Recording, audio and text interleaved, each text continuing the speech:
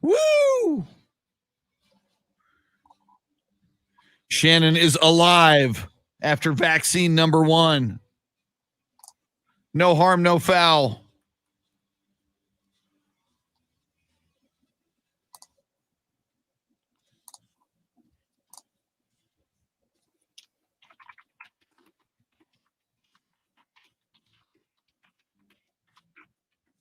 Woo!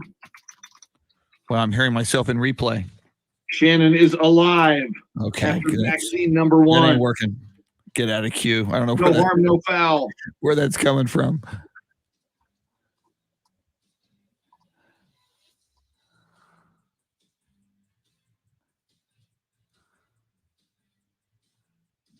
Luisa Alanis, good morning. Pendejo, good morning. Steve Duraco, the original Rock, founding member of the San Antonio Polar Bear Club, and a credit to the American way. Good morning.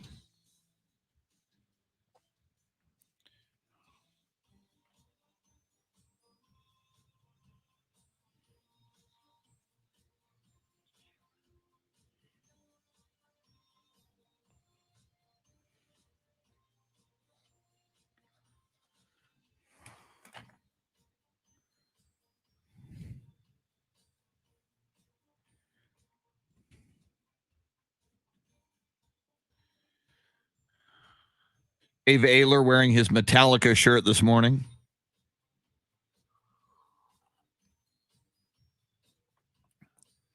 Yeah, Pendejo, I've heard Edelman is really banged up. So while I'm sure he'd love to be healthy and playing with the Bucks and Tom, I'm not so sure. Although Gronk took that path, I guess you can't rule it out. Here we come.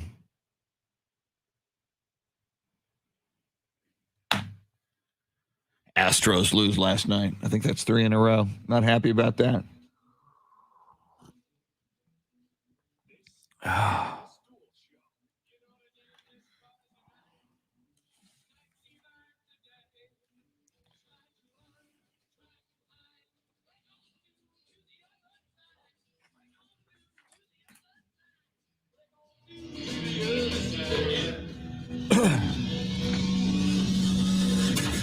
Now, Chris Duel.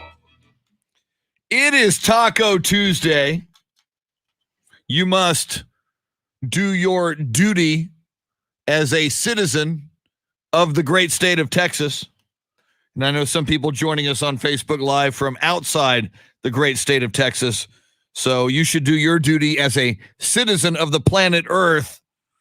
Welcome in. It is the Chris Duel Show, along with Shannon, Salty, Sweeney. Shannon, I don't want to get cocky. Well, no, first of all, let's don't bury the lead. You had your first COVID vaccine yesterday, right around 2:30 p.m. How was your experience, and how are you doing now? Well, I wish it was at 2:30 because that was when the appointment was set for. And to get 3 people in, myself being the third person to go in and get the shot, that took all of 30 seconds. I didn't get in there until closer to 3:30. Because Ooh. I guess, I don't know if HBs were busy and they only had one person who could give the shots, but I did go in and get it. I immediately sat down in the chair and I turned my head the other way, and the dude took notice. He was like, "Oh, I see you're prepared because you've got your head turned." He said, and then I guess he thought because I was nervous or whatever that he'd make a joke. And so he said, I would turn my head too, but they would frown upon that. I'm like, dude, this is, no. Don't do comedy. Just do it. You got a job to do here. Like, don't count down. Don't tell me. And he's like, okay, I won't. And then he goes, you're going to feel a pinch. And I'm like, that's telling me. As it goes in. And, you texted me last night asking how I was. And I was feeling pretty good, not very sore. But then last night, I typically sleep on my left side. And I realized, and that's where I got the shot. And I realized when I tried to turn over that my left arm is very sore and next to useless this morning. This is not to say don't go get your shot. Go get your shot. Go get your shot. I wasn't prepared for I'm just kind of dragging this thing around with me today. Yeah, I've even heard some people say, and I get my second shot next Thursday, I think.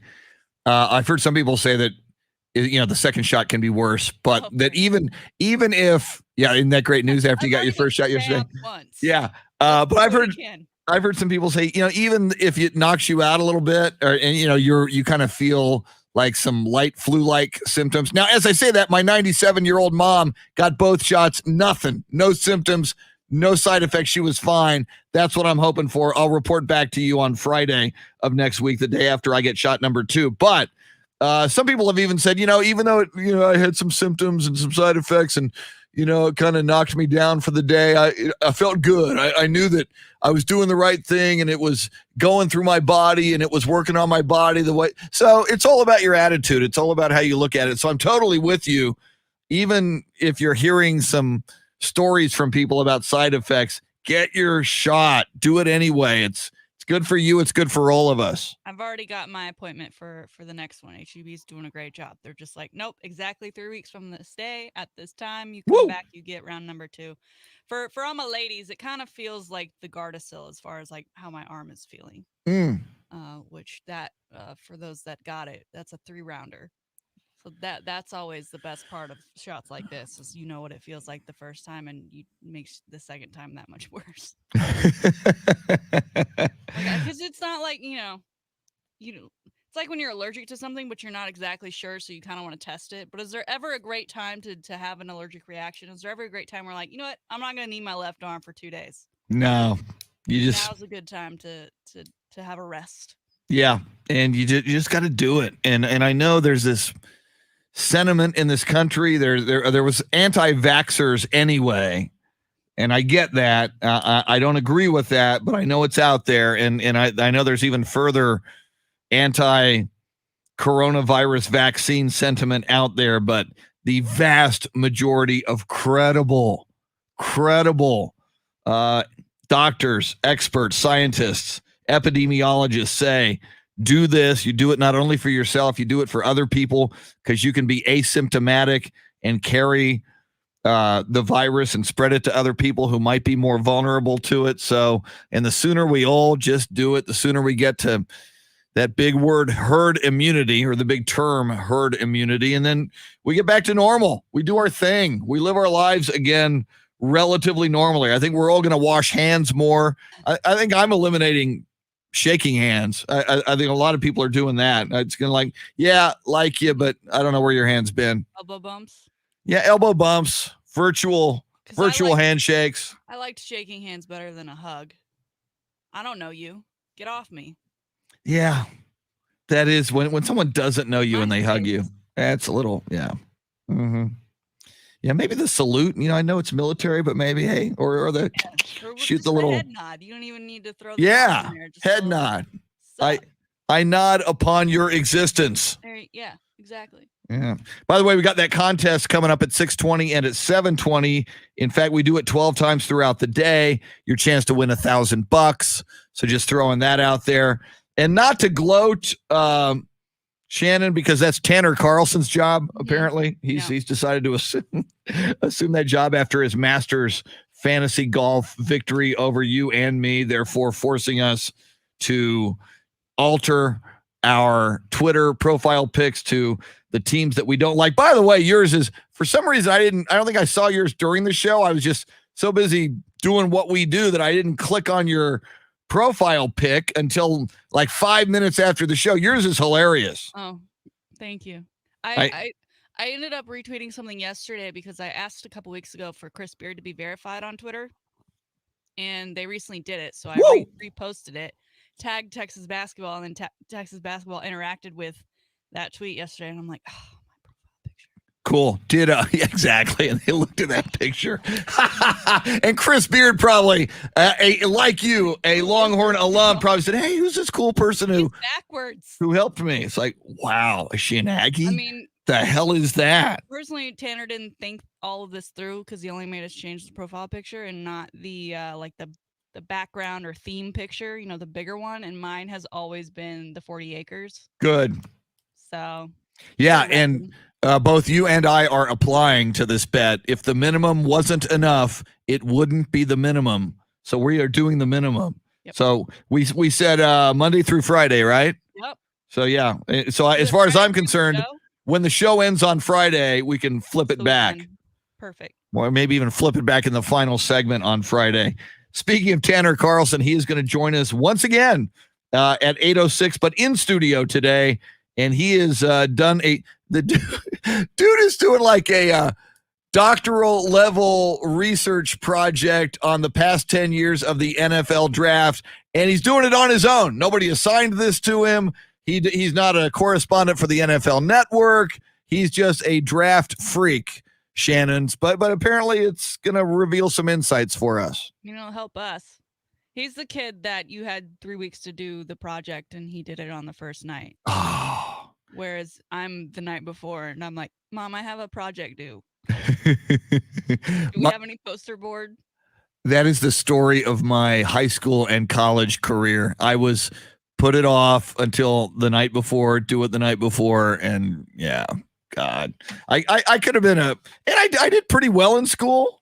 I could have probably been a Rhodes Scholar if I would have been a conscientious start early student, which I never was. I was always last second. So, oh well, there's that.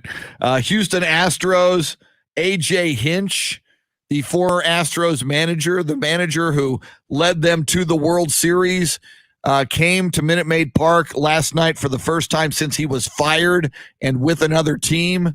And he got the first one. Detroit Tigers beat the Houston Astros last night. Zach Greinke made me cranky. He got shelled, and he makes me cranky a lot. Final score, Tigers 6, Astros 2. They'll go back at it tonight. But I kind of liked AJ Hinch and Shannon. Mm-hmm. What I was kind of hoping for was, you fire AJ Hinch for a year, and the league was going to suspend him anyway for a year. Mm-hmm. And then you say, Dusty Baker, thank you for your service, and hire him back. Right. But they didn't do that. How long is Dusty Baker going to last? He's 70-something years old. And he did a fine job in year one. So kudos to Dusty Baker. Sure. But AJ Hinch, I think, could have had a long tenure. I agree. And I understand firing him, and I understand they felt they needed to do it, but you could have brought him back. That would have been, the Yankees brought Billy Martin back like 3 or 4 times after firing him. It is 6:20. We do this at 6:20 and at 7:20, and we do it, I believe, 12 times throughout the day. Listen closely. You're going to get a keyword, and then you go to the website either at AM 1300 The Zone or Ticket 760. Put in that keyword. You got a shot at $1,000. Dave Ayler will fire it for you. Then we'll introduce Dave Ayler to you. Here it goes. Now, here's your chance to win $1,000. Just enter this nationwide keyword on our website, TRIP. That's TRIP. Enter it now. TRIP. That's for all our stoners and psychedelic listeners who might be tripping right now. Vacation, Chris. We want to go on vacation. Woo, exactly. My parents are like, we're going to go to Galveston. And I'm like, okay, but that doesn't count. That's not the same. But it's kind of nice. It's a pseudo vacation to Galveston. My dad is like, my grandparents are there. And it's great. It's just not what I call vacation. No. Your vacation is a tour of the Guinness facility in Dublin. Yeah, I want to go somewhere. I said this a year ago, and I'm still there, even though I'm going to be fully vaccinated, and a lot of us are. I still don't want to get on an airplane. That's why when I went on a vacation a few weeks ago, I told my wife we can go anywhere that's drivable. And she found like the most, it's like 11-hour drive to Santa Fe. All right, why not? Let's go. That was like 11 hours each way when you've got just a week off. That's like a day each. But so, I'm still, I think I'm going to be this way through 2021. I don't think I'm flying anytime soon. Get me on an airplane. Get me out of here. Get me somewhere. Get me in the snow. Get me in another country. Put me at the happiest place on earth. Get me somewhere. Although, as I say that, Shannon, I know you and I have plans in August to go to Canton, Ohio, and the Pro Football Hall of Fame. I might have to, maybe I'll get an actual gas mask. Do they allow a gas mask, full-on gas mask, or a space suit? Do they allow that on an airplane? I don't really know what they allow. Because sometimes you think you're doing the right thing, and then you see the videos of people getting kicked off planes. Yeah, I don't want to get kicked off. I don't know. That's Maybe not we good. road trip it if we can't It's possible. find enough Woo! sponsors. Just That's- road trip it We could be road in tripping. an RV. And see, tripping, we'll road trip it. Thank you. There you go. Speaking of trip, and his T-shirt this morning is a trip. He's back. He blew us off yesterday, but it's good to have him back.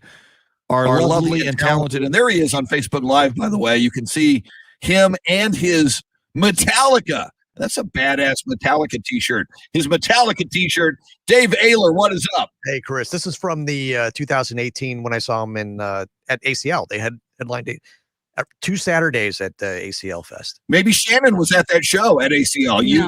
No. Okay. That was my first time to ACL. So it I haven't was been to very interesting. many of them, to be honest with you. It's a lot of people. And I Oh, like yeah. crowds.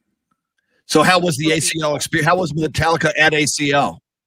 They were pretty good. The first weekend they played it safe. The second weekend they opened up the playlist to some and played some of their better songs. Nice. But Paul McCartney also headlined Friday.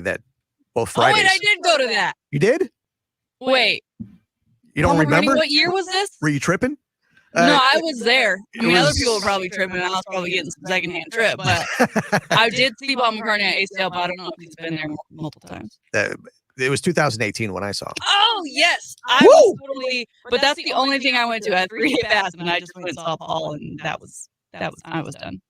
So the two of you, little did you know, you would work together 3 years later. There you The go. two of you were at the same McCartney show in 2018. We maybe seen each other and just walked right past each other and wouldn't even know. Amazing. With other 75,000 people that were there. Great. How was Sir Paul? I thought he was great. Cool. He was good. He did an encore. At that point, I was already halfway to the car. I needed to escape before the masses. And the followed encore, behind. was Helter Skelter. Ooh. See, I don't feel bad because I have no idea what that is.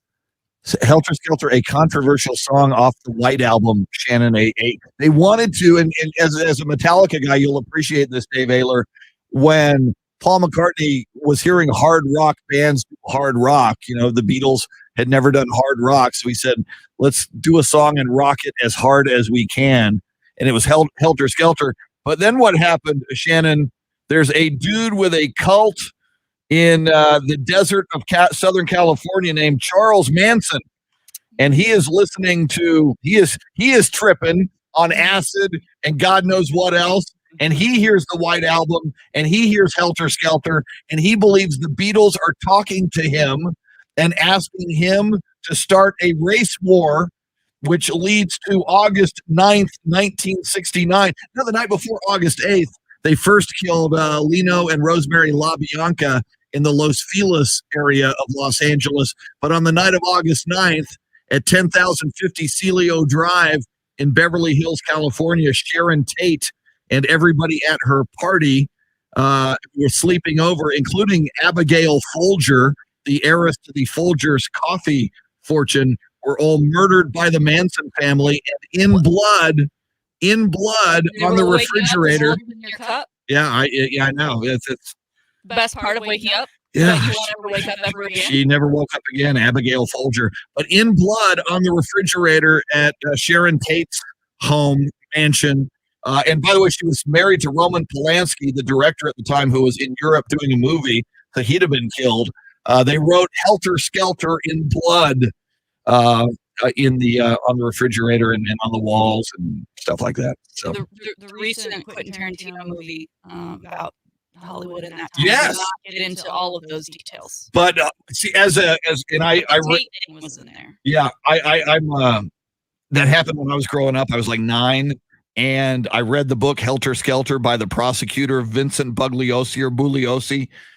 So I know all the details. So what was amazing in the Quentin Tarantino movie is you see Sharon Tate and you see him meet Sharon Tate and you see Manson and you think it's coming. Mhm. And I don't want to spoil it for anybody, but there's a twist and things don't happen the way we remember them happening historically, to say the least. So yeah, that was cool. And Margot Robbie in that movie looks insanely hot. Yes. Wow, she looked good. And she looked a lot like Sharon Tate. She too. looked like Sharon Tate. Sharon Tate was 26 years old when she was murdered that night. She didn't even make it to the 27 club, y'all. Exactly. If they were just, hey, They wouldn't even Manson let her family, in the yo, door. can you wait a little She bit? got bounced. Can you give me a year so I can be in the 27 club? No. Thanks for nothing, Manson family. So anyway, whenever I hear Helter Skelter, Dave Ayler, and it was Paul McCartney's encore at ACL in 2018, but Shannon was already on her way to the car, which is what I so do that now. The older I get, I do not want to be stuck in traffic I will leave a show early to beat traffic. Yeah. In fact, I chose not, and it was a great choice. About 3 years ago in the kickoff classic at Jerry World, it was USC versus Alabama, my alma mater in my state. And I thought it through, and I thought, okay, Alabama is probably going to kick USC's butt. I do not want to be stuck in traffic, angry, because I spent all this money to go to this game and then they get annihilated and then I'm stuck in traffic at Jerry World for 2 hours. So because of traffic in the parking lot, I chose not, and it was like 55-17. Alabama destroyed them. That was me at the Big 12 championship. Oh, it was a smart move. Halfway home. Yeah. By the time everyone else just got to their car. That's what I do now. I can totally relate. All right. We got a lot to talk about. Julian Edelman retires. It's going to see, that's a great question. I think he does. I think he's pretty banged up. It's good. It's a part of our poll question. You may hear the poll question and go, hell no. But you look deeper into the numbers, and maybe the answer is yes. We'll tell you what the poll question is about Julian Edelman and more. And is he retiring, or is this just a ruse like Gronk saying, I'm retiring, and then he's going to go play with Tom Brady at Tampa Bay? We'll talk about all of that. She is Shannon Salty Sweeney. Dave Ayler is your soundscape stylist. Just after 7 o'clock, Jeff Garcia of Locked On Spurs. Spurs on a roll. Sort of. They won 2 in a row. I'll take what I can get. Tanner Carlson at 8:06. We're with you till 9. You're listening to the Chris Duel Show. Hector Gomez, Anthony Del Toro, Samuel Tobias Jr., Alpha Lynn from Singapore, Laura Burris. Good morning, Laura. Axel J. Miller from Denver. Axel, I saw a Facebook photo of you wearing a Spurs cap in Nuggets territory. Whoa, look at that. Axel J. Miller says, I do lift and have lifted numerous medical personnel, and they say that the elderly often have low to zero side effects on the second shot. Wow. See, I'm all excited because my mom had no side effects on either shot. So I'm thinking, woo, I got that DNA. I'm good. Give me that second shot. It's going to probably kick my butt. Jesse Bratton, Clint Proctor, Ralph Balderas. Good morning, Hector Gomez, Steve Duraco, Luisa Alanis. I am going to grab some more coffee because I'm a coffee achiever. Anybody old enough to remember the Coffee Achiever commercials in the 1980s? They had Ken Anderson of the quarterback of the Cincinnati Bengals. Ken Anderson, he's a coffee achiever. He starts his day with coffee. I swear to God, I'll bet you they're on YouTube. I'm not making that up. All right.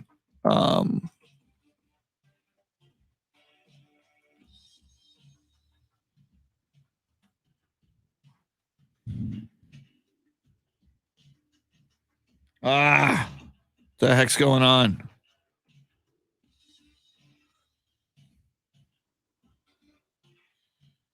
Twitter's locking me out. Probably because of my stupid profile pic.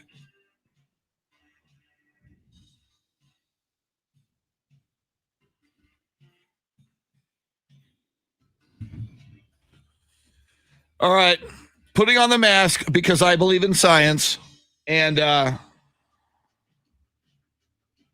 this was a cool mask until Ted Cruz got one. Now it just reminds me of Ted Cruz. All right, now I'm going to grab some coffee.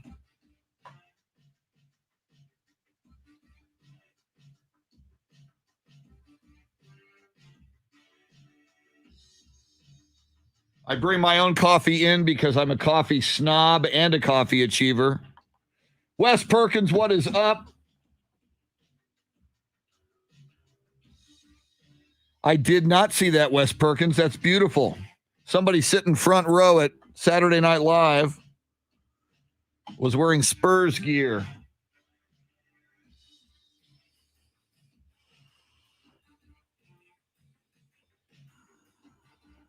Dave Davimilio, I'm probably mispronouncing your name. Castanuela, welcome in. And forgive my pronunciation, which is often, unless your name is Smith or Jones, I will probably mispronounce your name. Not on purpose. Yeah, Axel, not a fan of the Ted Cruz. And that's not a political Republican, Democrat, Libertarian, or Independent thing.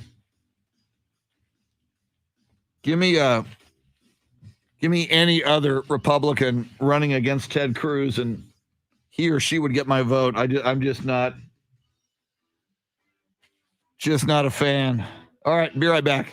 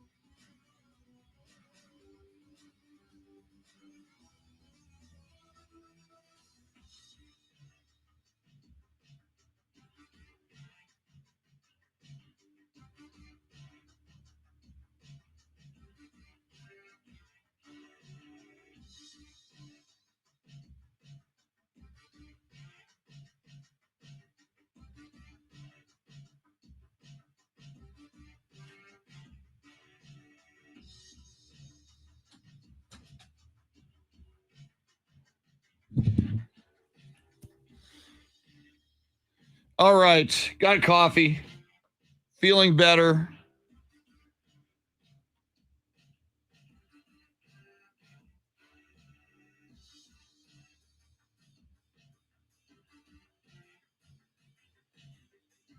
And I got iced tea. So I'm going hot and cold. Which I guess just makes me a freak.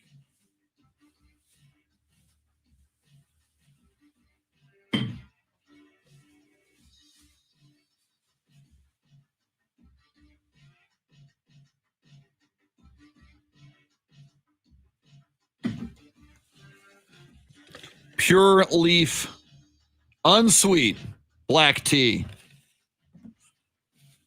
Unsweet to avoid sugar and maintain my girlish figure.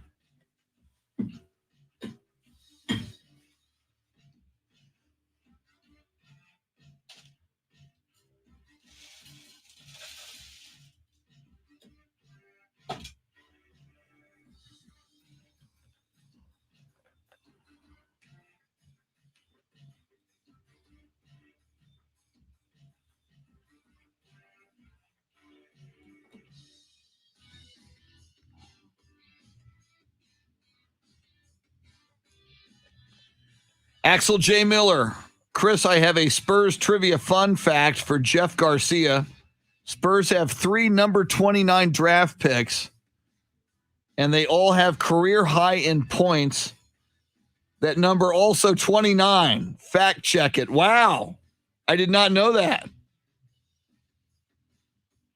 3 29s, and all of their career highs in points are 29. That's wild. Now, wasn't Tony Parker a 28? And I'm sure his career high was higher than 29. So it ain't. I know it's not Tony Parker. Oh, so I need to pull up.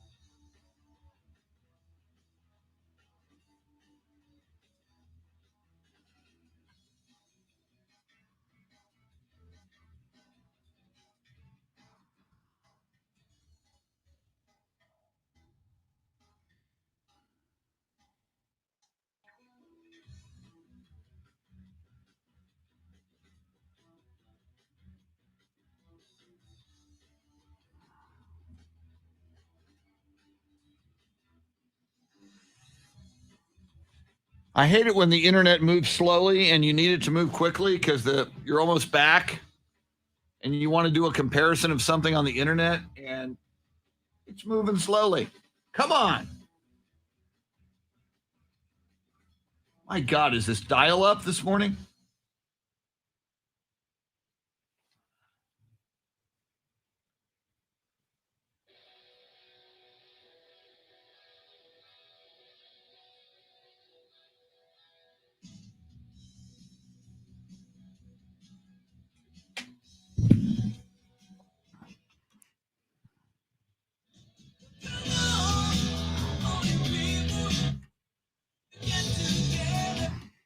Is that Boston? Sounds like Boston.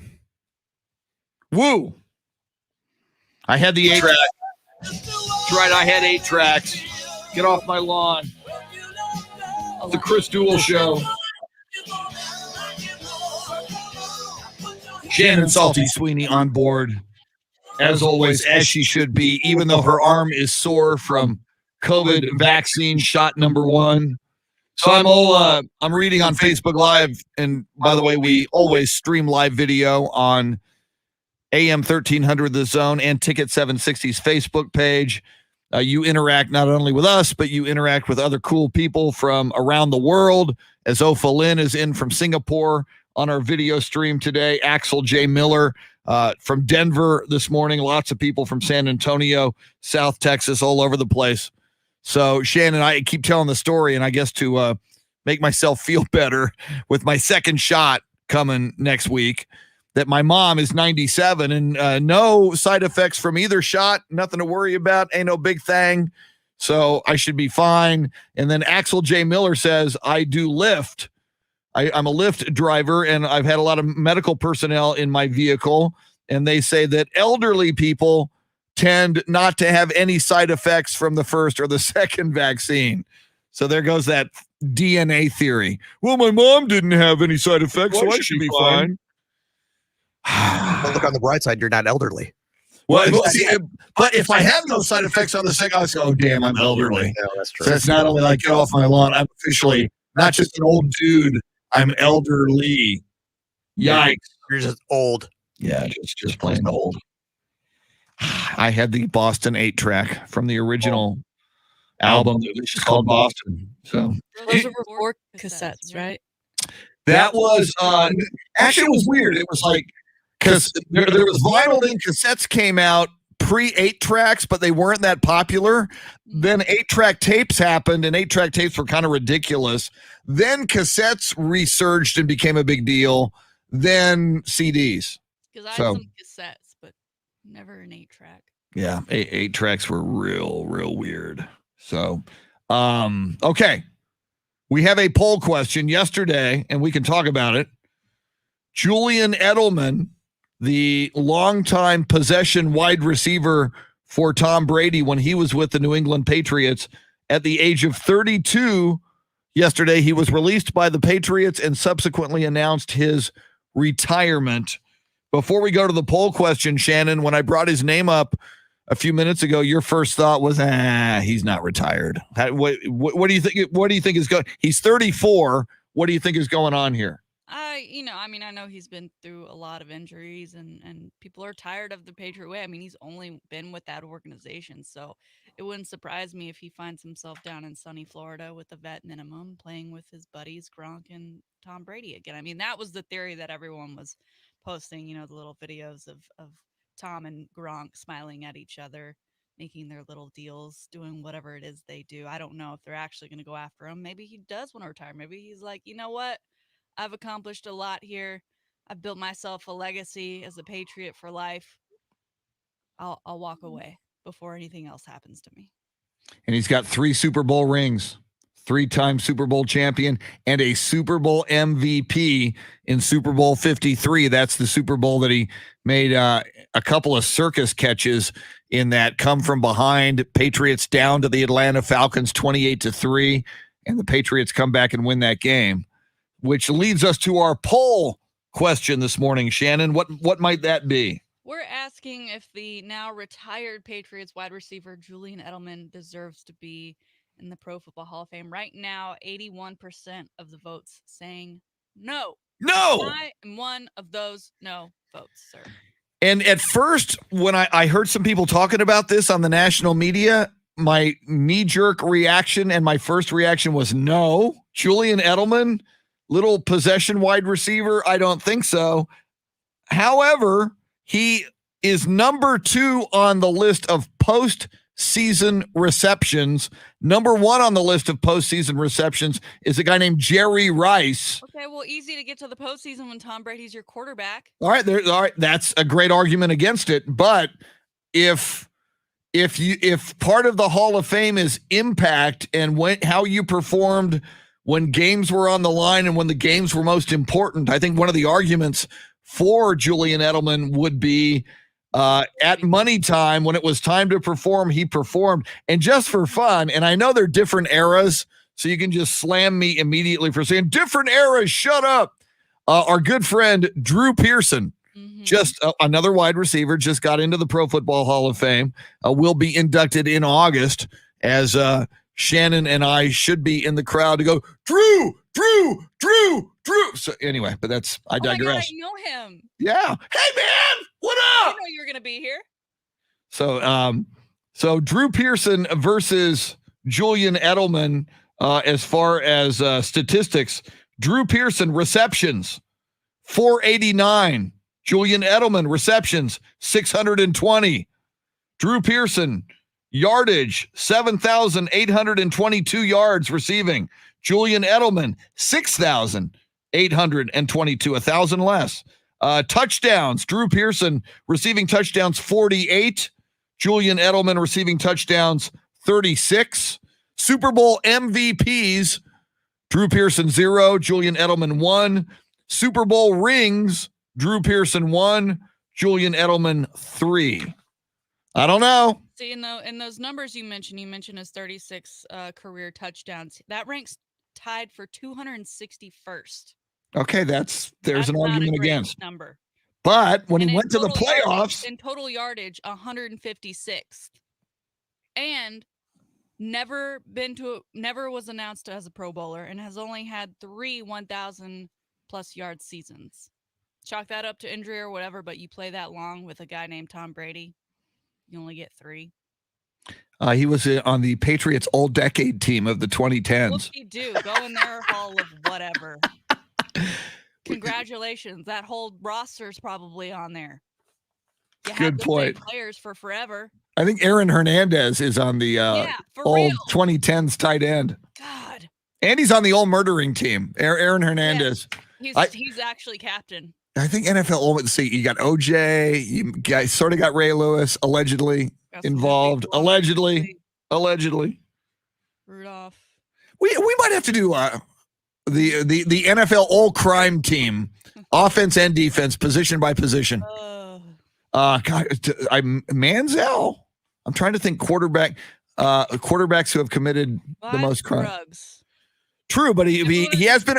Style. And wasn't he? And this is awful. And a pox on you, Johnny Manziel, for this.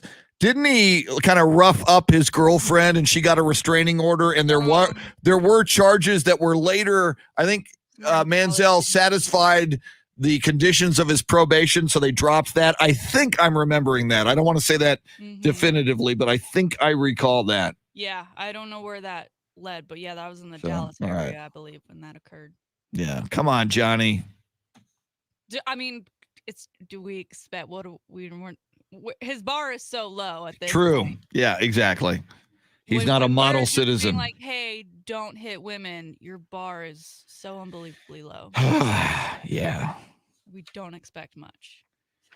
But it could get him as starting quarterback on the old NFL crime team. I mean, you do have to have a quarterback to play, so you got to have a quarterback.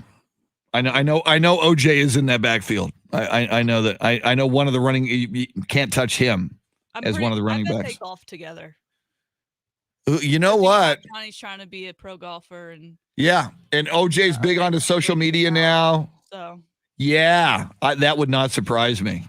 The two of them clubbing and palling around. Who was that? And I'm forgetting. Ray Caruth was a wide receiver for the Carolina Panthers and I think she was killed. He had a girlfriend who became pregnant. So he hired a guy to drive up next to her and shoot her in her car. Ray Caruth. So he's starting wide receiver on our NFL old crime team. Does it count if he didn't get his hands? Well, he orchestrated it. It was a murder. More like he's on like the coaching staff. Murder for hire. Ooh, he could get it. He could be offensive coordinator. Or drawing up the plays rather than them. He could be wide receiver coach. It's a little dark. It's getting a little dark. Go on forever. Good. Yeah, but no, that's what that will be. Tanner Carlson has his projects. Yeah. He's going over the past 10 years of each team's NFL draft. We were always coming to mom the night before. We're doing other things that were like, this is important to us, though. Well, nobody's ever done like an all NFL crime team. So, okay. Maybe James Allen can, maybe if we do come up with that, maybe James Allen can talk to his fellow board members of the Pro Football Hall of Fame and maybe have a little section for like the old crime section of the Pro Football Hall of Fame. Maybe not, probably not. They probably wouldn't want that. Probably goes against their policy of not about Yellow Jackets. Ray Rice in that backfield if you have a two running back backfield, Ray Rice and OJ. In that backfield behind Manziel, who is under center at this point until we find an adequate quarterback with more of a criminal record than Johnny Manziel. Art Schlichter out of Ohio State played for the Baltimore Colts before they became the Indianapolis Colts. I do believe he was arrested on gambling charges. He was a big gambler, but I don't think he was violent. So I think the violence actually elevates at this moment Johnny Manziel to the starting position. So Art Schlichter could make the 47-man crime all NFL criminal roster. Instead of busts, you could put maybe their rap sheets up on the wall. Yes, or a mugshot. Yeah, mugshots, front and side mugshots. That'll be on the hall. The hall will be just framed mugshots. I mean, they're already on the internet, so they already live on forever, right? Just like a bust would. Yeah. Axel J. Miller saying on Facebook Live, Ray Caruth got out of jail, he believes, in 2019. So Ray is out there. Oh, Aaron, yes, thank you. Jason Paniagua. Aaron Hernandez at tight end. No question. Congratulations, Aaron Hernandez. My God, this got dark fast. Why? We're trying to do a little sports show here. Why did it go so dark, Shannon? Julian Edelman is not a Hall of Famer. It started with Julian Edelman. Yeah, and you do make a case. Crimes. You do make a case.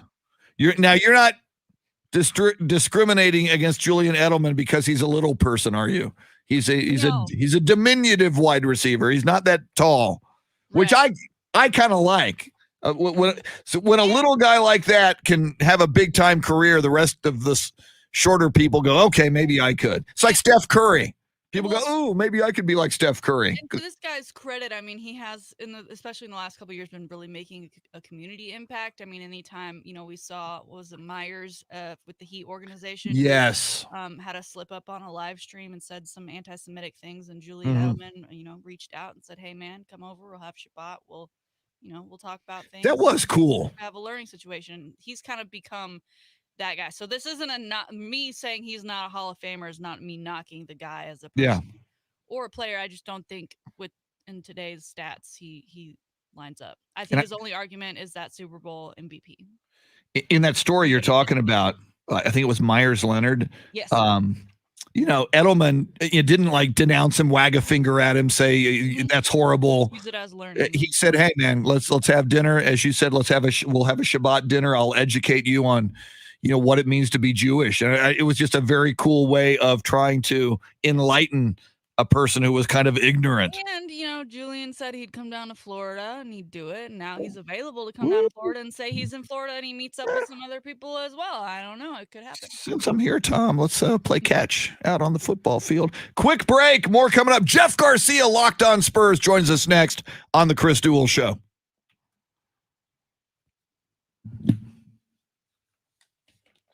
That was weird. But I like weird. Sports Opinion 210. On the crime team, the head coach will be Jason Garrett for terrible play calling. See, I almost remember I don't know if that Charles rises to the level of criminal. Maybe it does. Do you have me in queue? Joe, we will talk Spurs next, sir. Do you have me in queue? You don't. You don't have me in queue. With that all fell in NFL, that would be awesome. If what? That would be awesome if it all fell in NFL team. Yes. That would be awesome. Yeah, no, he said the all felon NFL team. Yeah, and if we wanted to raise the standards, you must be convicted. It's like none of the small time. Oh, yeah. If you were not convicted. Can you put me in queue? Yeah. And OJ was convicted by the civil court, not by the criminal court. Oh, then again, the Vegas thing. Yeah. You can hear me. Okay, I think you're in queue. Are you? I'm talking. Oh, now I can't hear her. Okay, what the hell is going on? I'm talking. I thought you were in queue. My bad. You got me? Yes. So for our team, what's the dude who was in the news who tried to kill his girlfriend? Oh God. And thought she was dead. The Seattle Seahawks. I feel like that's still too soon. Yeah, that is. He should never be part of anything ever again. At least people like OJ went to jail and. Yeah. Sadly, that is well, and you want too it to be Deshaun. Oh my God. Should he be found guilty? How did we not even think of that for quarterback? It's so in front of our face that it's almost blinding at this point. Wow. Deshaun Watson. We've got to bring up the Texans are pushing themselves away from him at this point. Finally. Okay. Yeah, move over, Johnny. You got nothing. Deshaun Watson. I mean, they need people to play against. True. That's a really interesting, if you were to compile a list of all these players that have had these kind of situations and then have a health person look all that over and the relationship between football and some of it must be CTE. I mean, you had that guy who killed the doctor and his grandkids last week. My God. I mean, I can only imagine that was CTE related somehow. And they are going to examine his brain for CTE in the autopsy. AD Ibarra, welcome in. Bernard Trefan. Yeah, Bernard, we did mention Ray Caruth. Wow, I can't believe, is that guy free? Look that up. What did he do? I don't know this person. I'll pull it up. I'm pretty sure he hired someone to kill his girlfriend / mother of his child. Oh, and the child lives. And I think I remember. So the child Shut is up. now. So now This- he wants a relationship. Now he He's wants a relationship with the child. No, if I'm that kid, I'm like, oh hell Yeah. no. Released from You want prison me for my October dad. 22nd, 2018.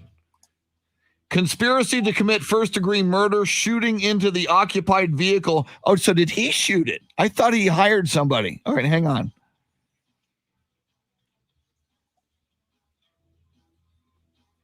Okay, where is on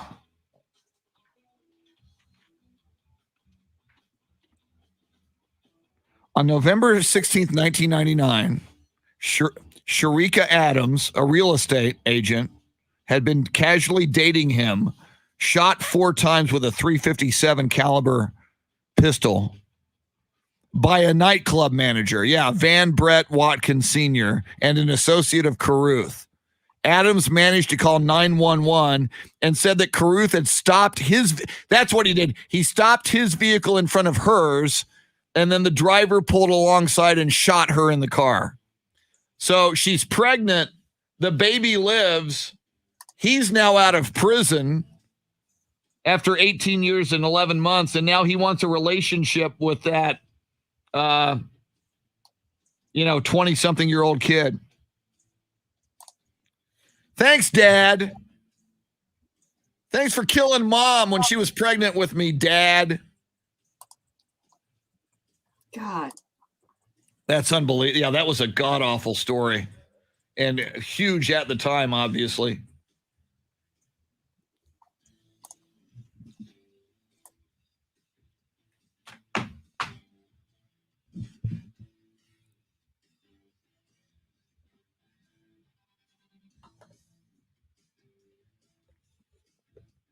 I wonder what Ray Caruth does now. I mean, where is he employed? Who's going to hire Ray Caruth?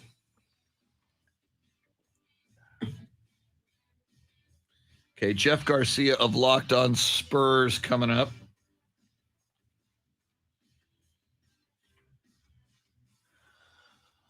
Believe it was 120 to 97 last night.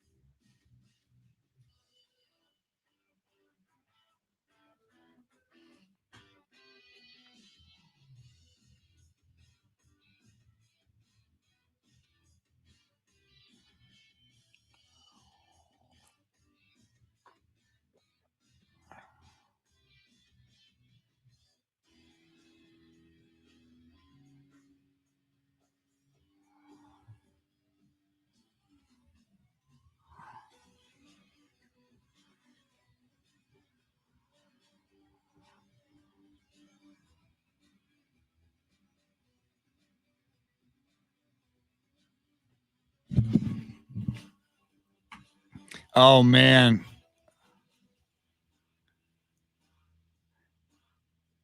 J.C. Carpenter says, Chris, Shannon, you need a field goal kicker on that team. Raphael Septien of the Dallas Cowboys.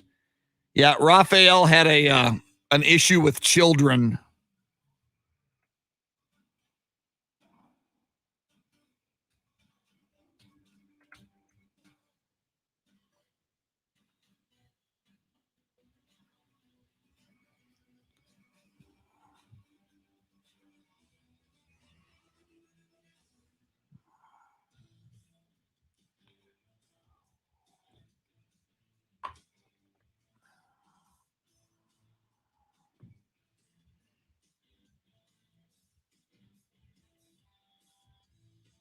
Carl Fisher says, today is a big day, hopefully.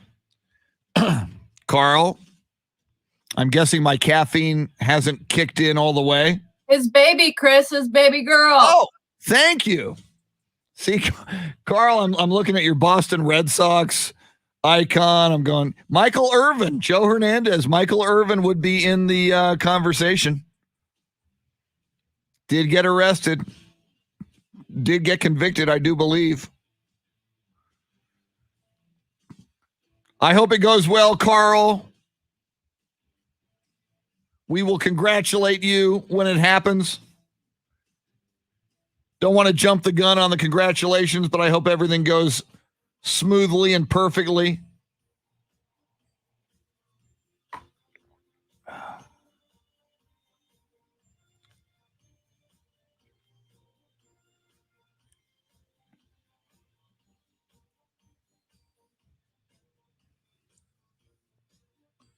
Oh, Clint Proctor. Who's the cowboy that got caught with 200 pounds of pot? Nate Newton. So a lot of Cowboys. Rafael Septien at kicker, Nate Newton on that offensive line, Michael Irvin. Yeah, and I think if you do have a conviction, then we have to go to stats. So Michael Irvin, hard to beat out at wide receiver. O.J. Simpson, almost impossible to oust as running back.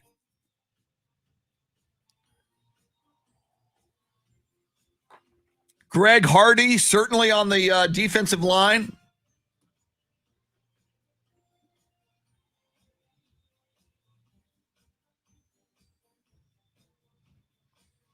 Axel J. Miller says number 29 pick Keldon Johnson was also the draft pick we got in the Kawhi trade / fleecing. Oh, and you've also, oh God, who was that cowboy? I had him. Hurd. What was his first name? Who was dealing drugs when he went to the Chicago Bears? You think it Will Hurd, the congressman, but it wasn't.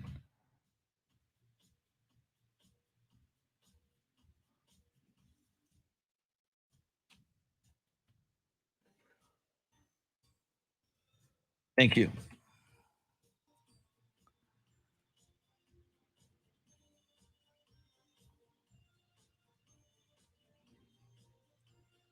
Sam Hurd.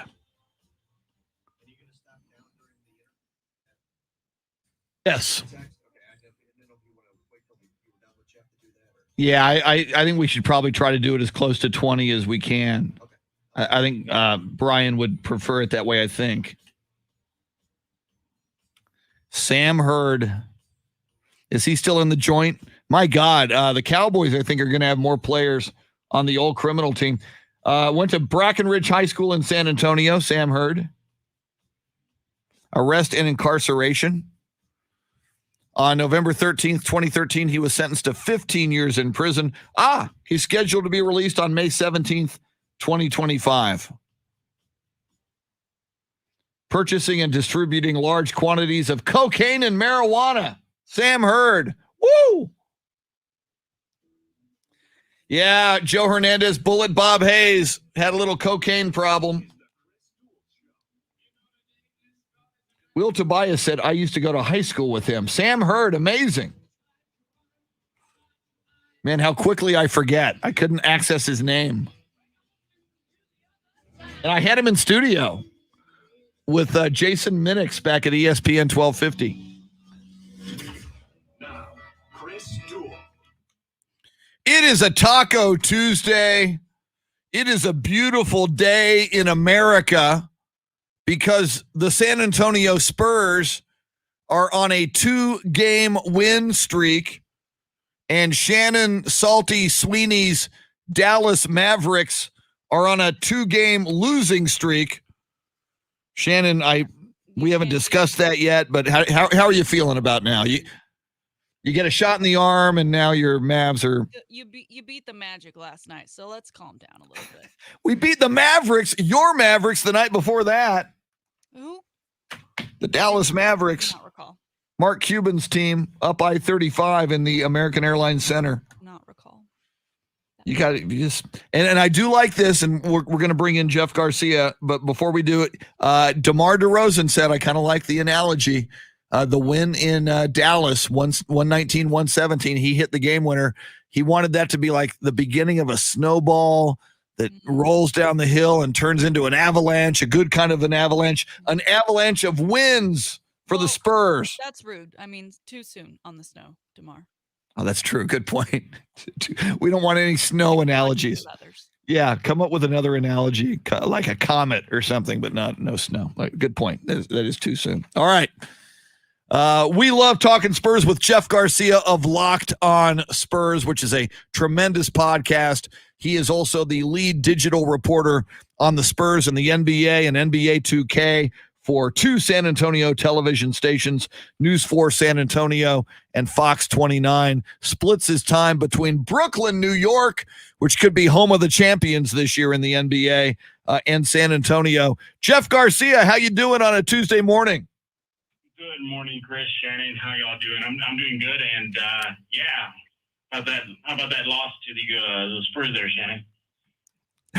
What about those first 2 games there? 2 out of 3. All right. Come on. Yeah.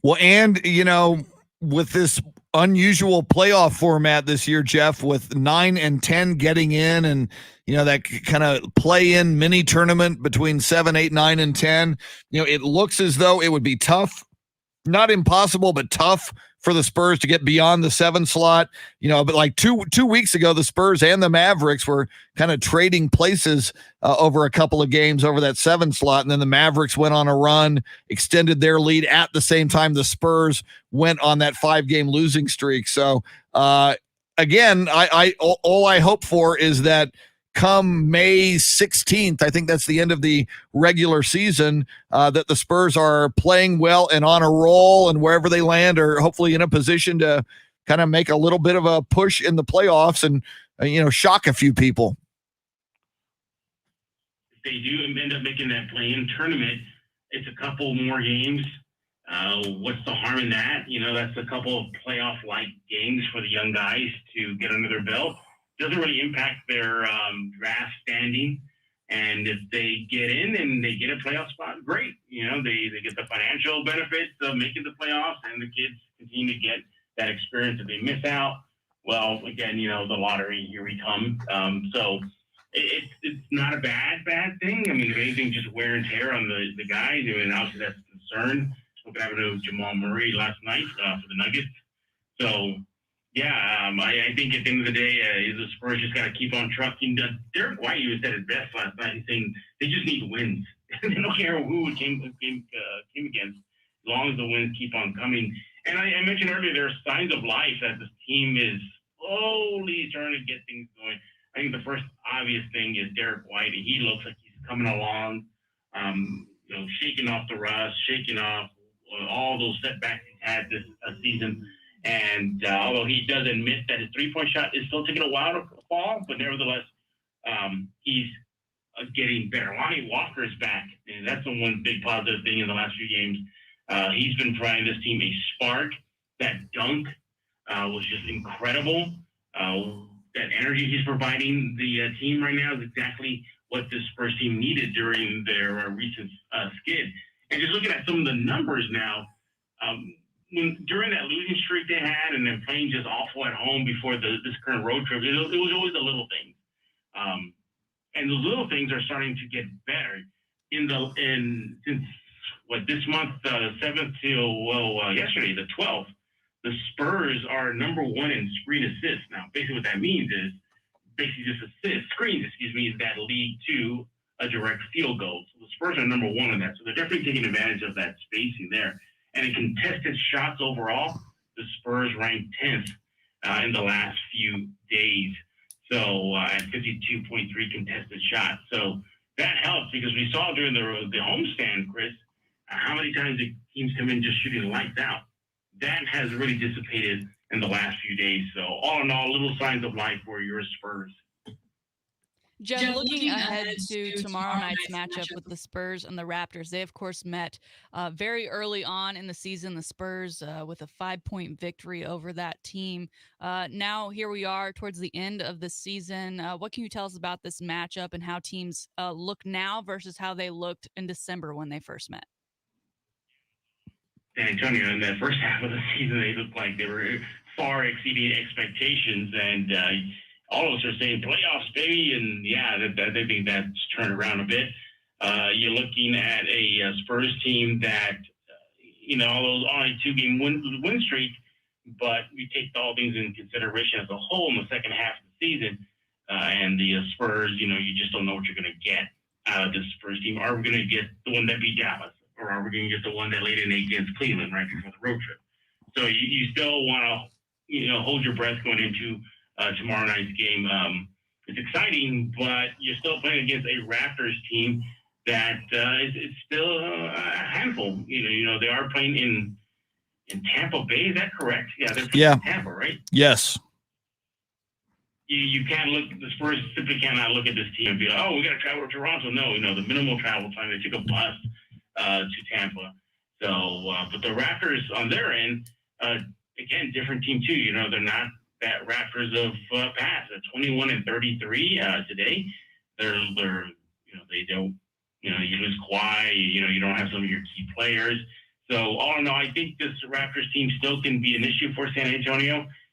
Spurs cannot rest on their laurels. They got to come in and respect their opponent, not to come in and forget about the 2-game win streak, and they just got to come out and play their brand of basketball, just effort, pace, fast, up and down, and try to run these Raptors out of the gym. But the good news is, though, defensively, the Spurs are getting better. So hopefully the Spurs will be looking at a 3-game win streak, Chris, not a snap in a 2-game winning streak. Well, and that would be nice. This is a 5-game road trip, and if the Spurs can get the win tomorrow night against the Toronto Raptors in Tampa, they would have finished the 5-game road trip at 3-2, which would be nice. I do want to mention you did bring up Jamal Murray a few minutes ago, and Shannon and I had not talked about that yet this morning. For anybody just waking up and turning on the radio and not knowing what that reference was, Jamal Murray of the Denver Nuggets suffers what looked to be a devastating knee injury with less than a minute to play in the fourth quarter of a game the Nuggets were losing last night. They did lose it to the Golden State Warriors at the Chase Center in San Francisco, 116-107. So with less than a minute left, and gosh, it makes you wonder what he was doing in that game, down 9, but suffers this knee injury with under a minute to go. Having an MRI, they will know more later today, but a chance that he might be gone for the season. Denver was one of these teams, they went to the Western Conference Finals last year against the Lakers. They've been playing well. They've always been a contender the past several years, but a loss of Jamal Murray would be devastating, I believe, for their hopes of going deeper in the playoffs. We're talking with Jeff Garcia of Locked On Spurs.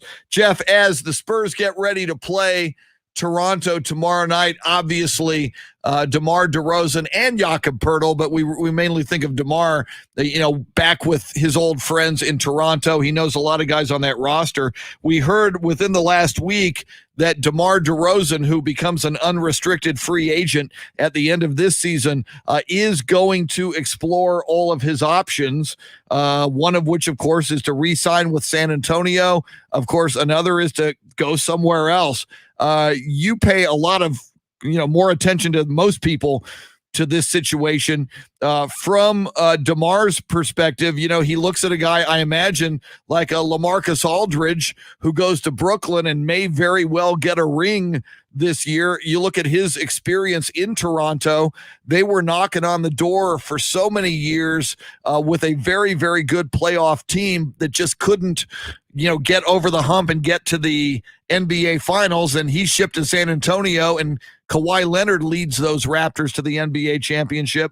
How much do you think the desire to win a championship is going to factor in to DeMar DeRozan's decision? It'll be a big factor. He's seen his contemporaries either get rings or in a good spot to get a ring. So that it's something you have to think about. In San Antonio, at least right now, this is not a title team. Come on, man. I know. Hey, we got to be real, but they're not going to be hanging up a new banner in the AT&T Center anytime. I say 2 years, man. 2 years. Keldon Johnson, Devin Vassell, DeJounte Murray, big cap space this offseason. Come on, man. I'm just saying. Go ahead. I'm a homer. You know me. I can't let you make that blanket statement without injecting a little bit of hope and some delusion on my part. But if you want to chase for a ring immediately, then maybe San Antonio is not the place. So that is going to be a big factor. I also think this too. I think this is probably the last chance he's going to get at a really good deal, a really sizable contract. Now the Spurs can't offer that, but do the Spurs want to break that bank and give him all that money that he may be chasing this offseason? And look, he's going to be the big fish in the pond. He really is now. Him and Kawhi, ironically, isn't that ironic? Yeah. Big free agent names this offseason going to be Kawhi Leonard and DeMar DeRozan. Wow.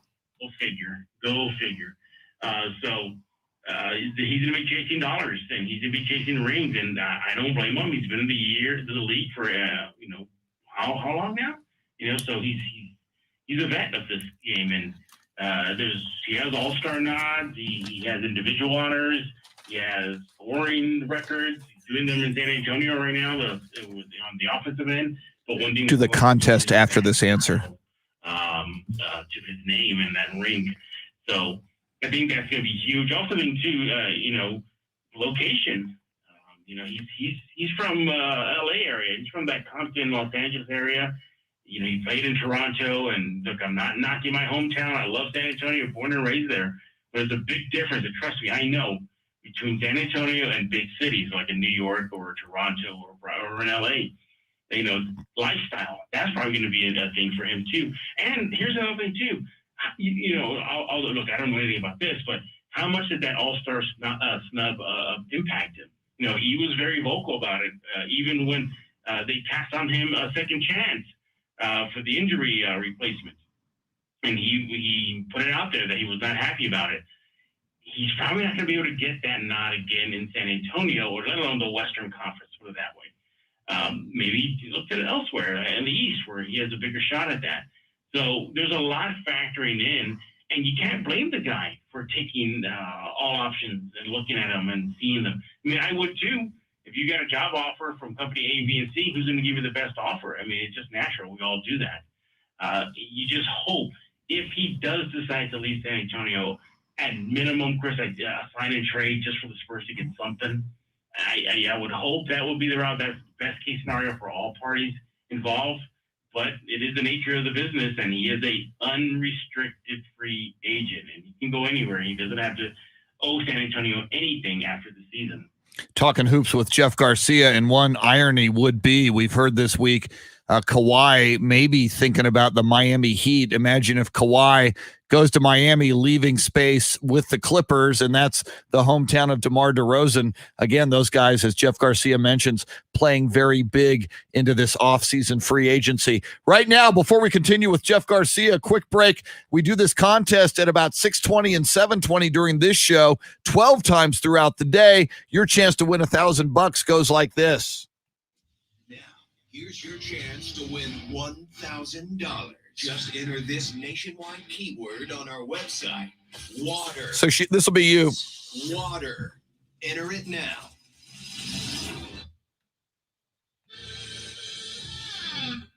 Back with Jeff Garcia talking Spurs, NBA hoops, and more. Now, Jeff, as we come down this back stretch, right, teams are fighting for not just playoff spots, but play-in spots. But my guy, Luka Doncic, said he just doesn't understand it. I think a lot of players may start to get this feeling as, we're doing a 72-game season, but it's coming off a shortened All-Star break, a shortened break in between the finals of last season and the start of this season. A lot of injuries are starting to occur. Is it really going to be worth it for these players to maybe go in and play 2 games just to get knocked out? Or I mean, this is really just a personal question for you of whether or not you feel the play-in is even worth it, or if they should just go right into the playoffs. It depends on what type of team are you. Are you a young team like San Antonio that we can use those extra games to provide the young kids some playoff-like atmosphere? I think for them in this developmental season that San Antonio is looking at right now, that could be beneficial for them. And of course, too, I mentioned it earlier, the financial side of it. Teams get bonuses, players get bonuses if they get to the postseason. So there's that, and in the season where it's been shortened and impacted by the stoppage and money generated is needed right now for these teams in the league. I think that's huge. And there's TV deals, et cetera, et cetera. So there's a big business side to it, and of course a developmental side to it. But I totally get Luca's point. What's the point if you're just going to risk injury in a very, very shortened season? And look at San Antonio. Look how crammed their season is. I'm knocking on wood every day that this wear and tear, or as Popovich said recently, the team being fried mentally, isn't going to get to them, and whether it be physically or mentally. So the play-in tournament is fun. We saw that last season in the bubble. I think that was probably the most exciting part of the bubble, was just seeing the play-in tournament. But, I think it really is team-specific, development, financial side to it, all of this comes together. So, if it was up to me, if I was running a club, I think I probably would want that, just to, get my team a few more games in and just run it out there and see what happens. I mean, for those teams that are on the bubble, no pun intended, but then it doesn't really impact their draft standing. So what's another 2 more games? But of course, would not be surprised if there's some load management, because we've already seen that. I already heard that from Popovich recently, saying that don't be surprised if a guy like DeMar DeRozan, the veteran, sit out a few games. Wouldn't be surprised if the Spurs were to make the play-in tournament and we see the bubble all over again, where you see very minimal play from the vets and let the young kids get that experience. Yeah, I think, from an NBA perspective, Jeff, it just makes sense. You mentioned economically, TV deals, and fan interest. If your team was locked into the 9 slot or the 10 slot with 2 weeks left to go in the regular season, there's less interest in your team. Now, your team has a shot, and it's almost like that dynamic of the NCAA tournament. If you can get into the tournament, then you dream of going deep. And we saw an 11 seed UCLA that had a play in to get that 11 seed. They played Michigan State to get in, and then UCLA goes deep and goes to the Final Four. So I think one of these days, if the NBA keeps this format, one of these days, just like in the NFL, when they have wild card teams, somebody's going to be a play-in team at 9 or 10 and get real hot and go real deep. And I think that's the dream of NBA fans. It'll certainly, if the Spurs are the 9 or the 10 seed, that'll be my hope and my dream as a Spurs fan. Let's win this play-in, let's get in, and then let's get hot and let's peak at the right time and go as deep as we can. So I totally say, and that's more interest, more ratings, and more money for the NBA. Yeah, and at least for a small market like San Antonio, that would be beneficial for them. The exposure. They've only had, I think, 1 national TV game this year. I think it was just kind of a replacement game. And I think it was that Houston game. Of course, of all the games that get broadcast, would be that one where the Spurs blew it against Houston. And that's it. So the Spurs really haven't had just 1 game on national TV. Those bubble games are going to draw a lot of eyes, a lot of clicks on TV. So you want that. You want that exposure. You want to get these, if you're the Spurs, you want to get their young players' names out there. Your DeJountes, your Keldons, your Derek White. Look at what we saw last time the Spurs were in the playoffs against Denver. Derek White had a coming out party. It was tremendous. And Derek White, became a household name. The Spurs are probably going to want to do that exact same thing for their young guys. Jeff Garcia is a great follow on Twitter at Jeff G Spurs Zone. He puts out more content throughout the day, throughout the night on the Spurs than any other reporter on any platform. So go follow Jeff Garcia if you want Spurs and NBA news at Jeff G Spurs Zone. There you can get links to everything he does for News 4 San Antonio, for Fox 29, and of course, his great podcast, Locked On Spurs. Jeff Garcia, always outstanding, sir. We'll do it again real soon. Thanks for taking the time. We appreciate it. Thank you, Chris Shannon. Talk to you later. All right. Shannon, you have to like, he came in, the first thing he did was take a shot at your Mavericks, and you. That's quite the guest. Steps into the house and takes a shot at you. I mean, I just, you know what? It's a bit of a reach for him being 3 games down, but okay. I thought it was kind of sassy on his part. I kind of enjoyed that. Coming up, speaking of sassy, it's going to be salty. It's going to be Salty Shakedown, the first post-COVID vaccine Salty Shakedown.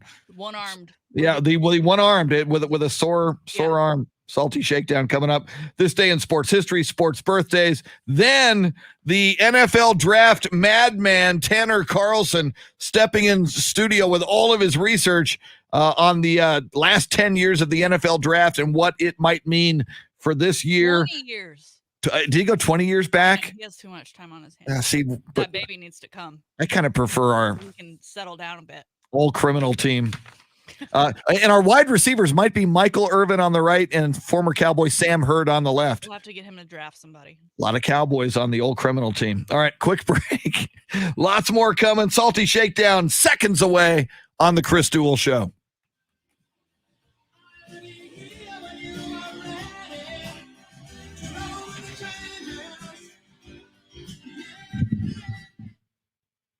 Saints, Darren Sharper doing oh God, Axel, I forgot about him. Darren Sharper, sex offender.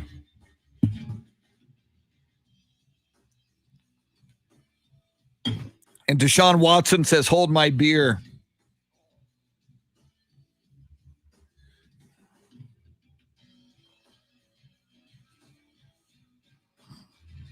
All right.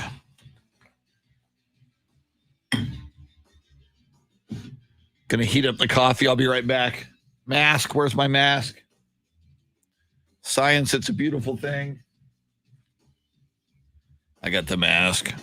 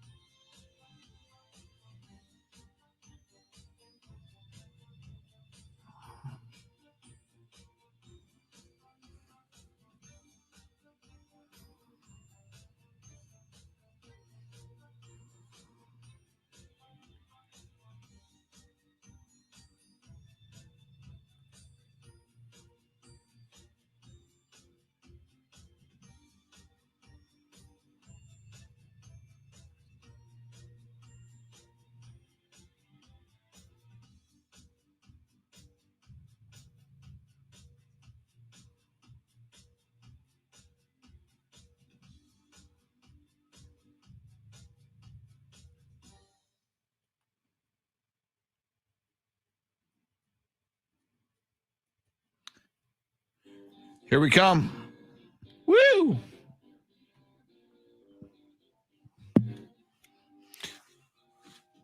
Good morning, Beth Settle. Welcome in. It's a cool riff. Who are we listening to? Mr. Dave Ayler. Rainbow. Get on the Silver Mountain. Woo! I should know these things, but you're the soundscape stylist. You're the music expert. It was fronted by Ronnie James Dio at the time. My goodness. Nice. I'm digging it. It is the Chris Duel show along with Shannon Salty Sweeney coming up just after the top of the hour.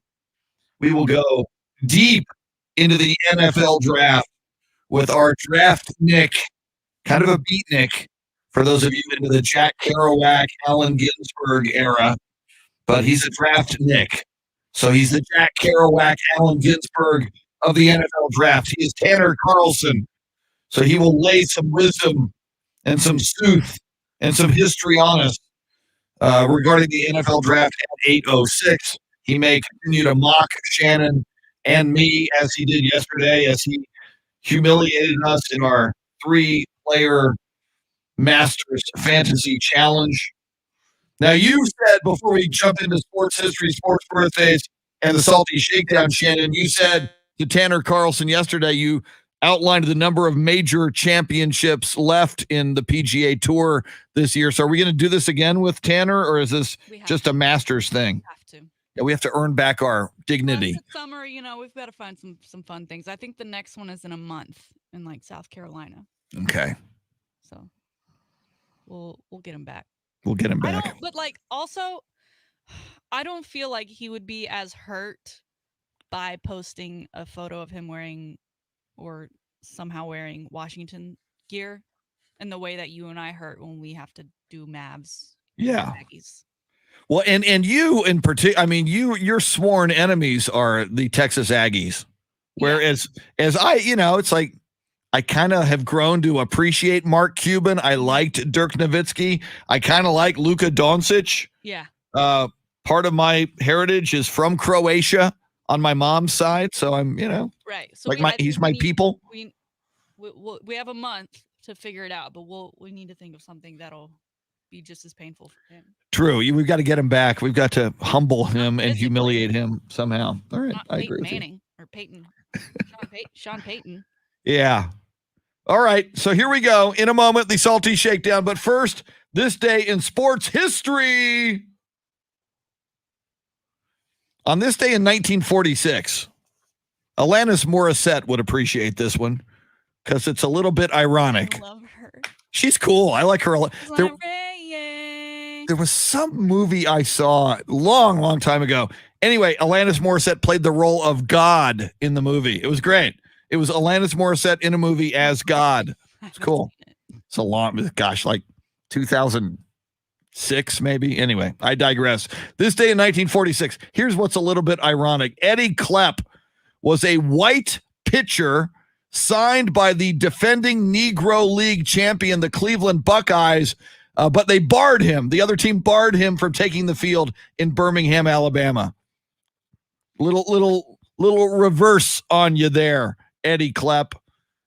Maybe you can tell your other colleagues how it felt, and maybe baseball can get it together beginning in 1946. On this day in 1954, it was the Milwaukee Braves' Hank Aaron's first game ever in Major League Baseball.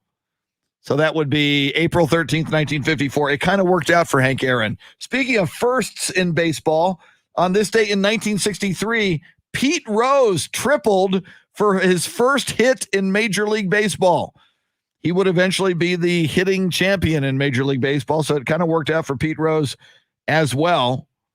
On this day in 1983, undefeated middleweight boxer Tony Ayala got 35 years in prison for sexual assault.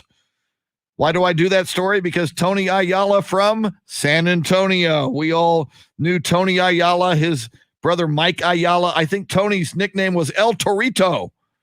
On this day in 1984, Pete Rose becomes the first player in National League history to get 4,000 career hits on the anniversary of his first hit back in 1963. On this day in 1997, the 61st Masters was completed, and Tiger Woods won his first Masters and his first major title, a record 12 strokes ahead of Tom Kite. His 4-round total of 270 was 18 under and a tournament record. Things kind of worked out for Tiger Woods, at least until 2021. And finally, this day in 2019, Gregory Charles Popovich surpasses Lenny Wilkens to become the all-time winningest coach in NBA history with his 1,413th win as the Spurs beat the Denver Nuggets 101-96 in the Western Conference playoffs. In Pop, we trust. Congratulations, Pop. That was this day in sports history. How about some sports birthdays? Born on this day in 1964, American golfer Davis Love III. That's a cool name. He should be on the Love Boat. Davis Love III won the PGA Championship in 97. He won 28 PGA Tour titles. Born on this day in 1971, NBA forward with the Clippers and the Orlando Magic, Charles Bo Outlaw. That's a cool name. Bo Outlaw, born in San Antonio, Texas on this day in 1971. Born on this day in 1983. Well, first 1979 before 83. Born on this day in 1979, Baron Davis, two-time NBA All-Star, Golden State Warriors, Charlotte Hornets, now a TNT studio analyst, sometimes Baron Davis. Born on this day in 1983, right fielder, designated hitter with the Astros, the Rangers, the Giants, and the Phillies, Hunter Pence. No relation to former Vice President Mike Pence, I don't think. And finally, born on this day in 1991, troubled NFL wide receiver, suspended multiple times by the Cleveland Browns and the NFL, and friend of Johnny Manziel and candidate for our all-crime team, Josh Gordon. Happy birthday, Josh Gordon. I hope you go partying with Johnny Football tonight and he buys all the drinks and whatever mind-altering substances the two of you might want to get into. That's it. Sports history, sports birthdays. Now, ladies and gentlemen, boys and girls, here it is. Fasten your seatbelts. It's going to be a bumpy ride. Here it is, your Salty Shakedown. Well, I name-dropped Sean Payton previously because the man now is going to have a movie about his life. Really? His time while serving his suspension from the NFL due to Bountygate. It was announced yesterday that Netflix is going to release a movie called Home Team about Coach Payton coaching his son, who was in 6th grade at the time, his football team as an offensive assistant. And they've cast it already. They've cast Kevin James. Not sure how familiar you are with I him. am. He's most known for like the King of Queens. He was in my car once. I drove him to a radio gig when he was the headline comic at River Center Comedy Club, and I was the opening act, and I had to drive him to the Sonny Melendrez show for morning radio. Was he a good dude? He was a very good dude. Yes, he was a very good dude. During the time when he was still King of Queens? It was just before King of Queens, in fact. That's how far. Yeah, he was just beginning to blow up. Yeah. Nice. Well, since King of Queens, he's appeared in movies like Grown Ups, Paul Blart Mall Cop. He's had a couple shows on TV. I don't think they stuck. He currently has a Netflix show called The Crew, in which his crew works for NASCAR. So he is going to star as Sean Payton in this film. Twitter was not very happy about it. They listed a ton of names that they'd rather see, mostly citing his looks and his athleticism or lack thereof. But I think looking at what Kevin James has done in the past, I'm thinking this is going to be more like a Will Ferrell's Kicking and Screaming, right? Mhm. Where it's, it's a comedy. He's going to be a comedian. That's what he does. And so I'm looking forward to it. It's also going to be on Netflix. So, you just wait for it to drop and then boom, you press play. But this is now very interesting that you have met him.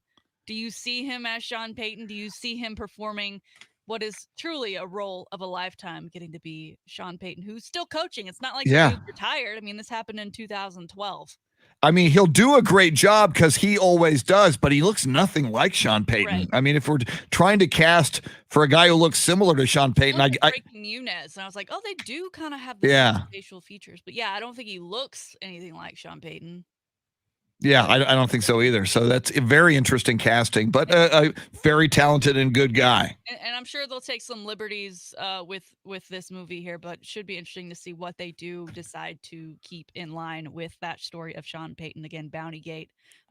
They were in trouble for having players, encouraging players to injure opponents during NFL games, which is Bad Saints. awful. People get hurt enough as it is. We don't need people doing it on purpose. All right, moving on to number 2 on today's Salty Shakedown. Trevor Lawrence, as we know, he was spotted at the Masters hanging out with Mr. Patrick Mahomes on Thursday, just ahead of his wedding on Saturday, which he attended instead of going to get his weights and measurements and his physical done up in Indy. I started to think, like, you plan a wedding pretty far in advance, and I don't know how far in advance they plan the date for the Indianapolis weigh-ins. I know this year has been different because of COVID, but interesting that they did go ahead and schedule that during that time, just before the draft. But Jaguars fans, he's not even been drafted yet. We all know he's most likely it'll be the biggest upset in history if he doesn't get drafted at this point as number 1 overall pick to the Jacksonville Jaguars. But a fan named Eric Dillard, he found their registration list, right? Everything's online now. Everyone, you go RSVP online, you get all the details about when and where the wedding is, the reception, and then our registers are online, so people don't have to physically bring gifts to the wedding, right? They just get shipped to their homes. It's a lot easier. It sucks, though, for me as the age that I'm in. Lots of people are getting married. It's very expensive to have friends getting married. If y'all can stop or just don't invite me, because I really want to go anyway. I so don't like going to weddings. I so am over it. This guy found the registry, and there was a $300 toaster on this registry. Oh. I can't. That's an oven. That's not a toaster. That is an oven that's probably got like 6 burners and a skillet thing in the middle of it. I don't know. That sounds like an oven to me for $300. But he reached out to Jaguars Nation and said, "Hey, pitch in, help me Venmo me.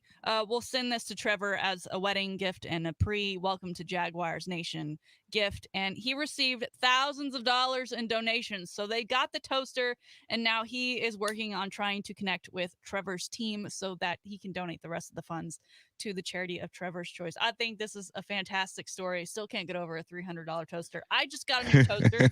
I believe it was from Amazon. I believe it was in the range of $20 to $40. I mean, it's a bit more manageable. Does it toast my toast evenly? No, but it gets the job done. Exactly. I can, take it out, flip it, whatever.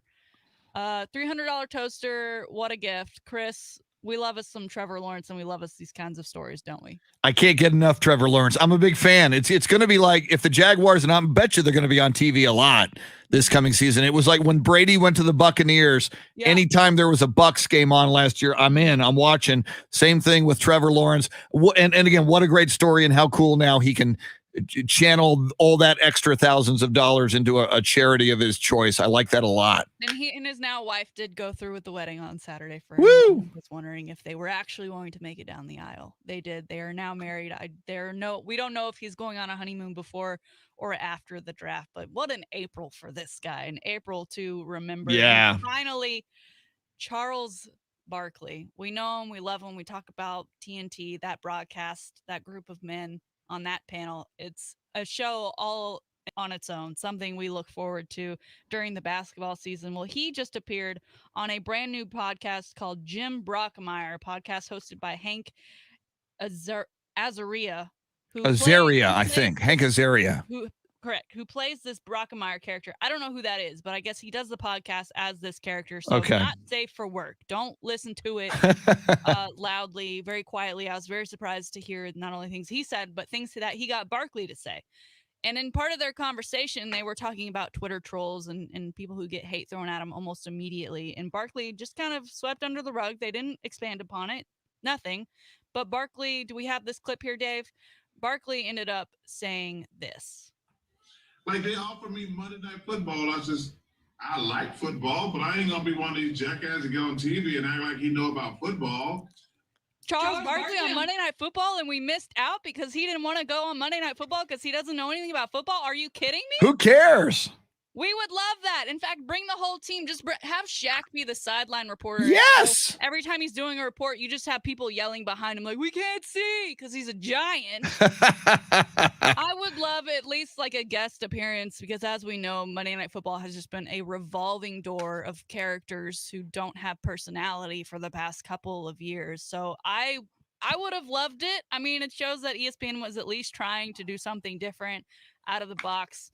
He didn't mention when he was asked, so who knows if this was in these past couple of years when they've really been on a heavy search to find the right group of people. But I'd also miss him on that TNT broadcast if he wasn't able to bring his panel with him. But, I mean, would you be into it, Charles, Monday Night Football? I would love it. And if you go Even all the though he way doesn't back, know anything? Shannon, if you go to the beginning of Monday Night Football, Howard Cosell, at the beginning, people said, who is this Howard Cosell guy? He doesn't know anything about football. He was an attorney and wound up doing Monday Night Football and ABC's Wide World of Sports. So, yeah, and Monday Night Football has been known for going against type and being very successful with it. I think it's a brilliant idea. I would tune into any game that Charles Barkley was talking about. I need more information on this, Charles. You just kind of said that, swept it under the rug. But now it's become a bit of a story today in the headlines because, hello, we'd love it. I'd take it. And there concludes today's Salty Shakedown. An outstanding Salty Shakedown. Many people on Facebook Live, I said, I cited a movie where Alanis Morissette played the role of God. Yes. And a bunch of people are telling us the movie was called Dogma in 1999. Kevin Monk, Yolanda Bermea, Bernard Trefan, Joseph, John Cortez, like 12 people just said, oh, that was called Dogma.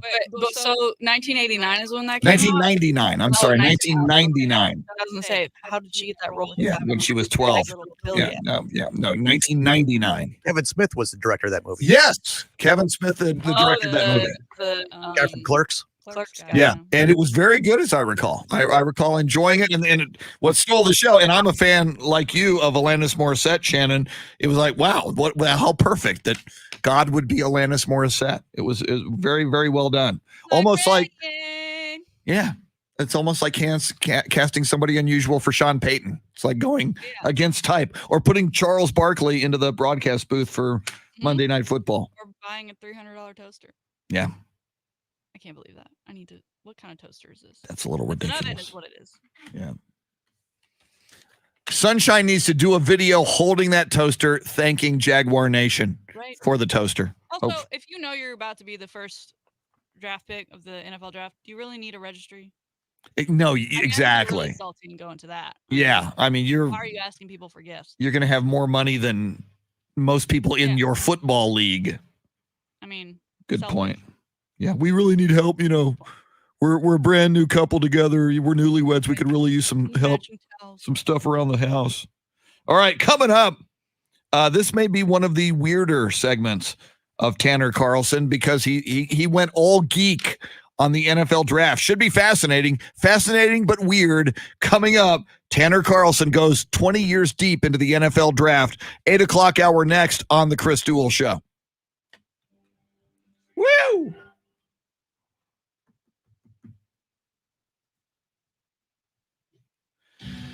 See, Rudy, I never know when the San Antonio Gunslingers are going to play. I don't. They need more. They need better publicity somehow. I mean, I want to be a fan, although I'm a little. I must admit, and their colors look great, and the uniforms look great, and the helmets look great, but we've already had a San Antonio Gunslingers. I almost wish they would have. To me, that's USFL. That's green. That's Rick Neuheisel. That's Danny Buggs at wide receiver. Clinton Mangus as the owner. So I almost found it too derivative. But, all right. John Williams has flown with Louis Anderson on American Airlines. John, my sister Beth was a flight attendant for American Airlines, and like me, a big Beatles fan. And on one of her flights in first class was Ringo. And I'm sure she went all geek girl. And she tells the story because she's a big Beatles fan like I am. It's like the first time I saw Roger Staubach. My wife can attest to this. We're at the Super Bowl in Tampa, 2001. And we're walking out of like the main hotel where a lot of players and, not players, but NFL alums are staying. And we're walking out and Roger's walking in. And I couldn't speak. I was like, my wife is looking at me like, are you okay? Are you choking? Are you going to be, it was like, that was Roger Staubach. A few years later, Dawn Murphy, my producer, and Tracksmack Dawn, friend of the show, would have Roger call into the show on my birthday. And then Roger invited us into his suite for a game at Texas Stadium, which was way cool. So I was able to compose myself to talk with Roger later in my life. So I will be right back.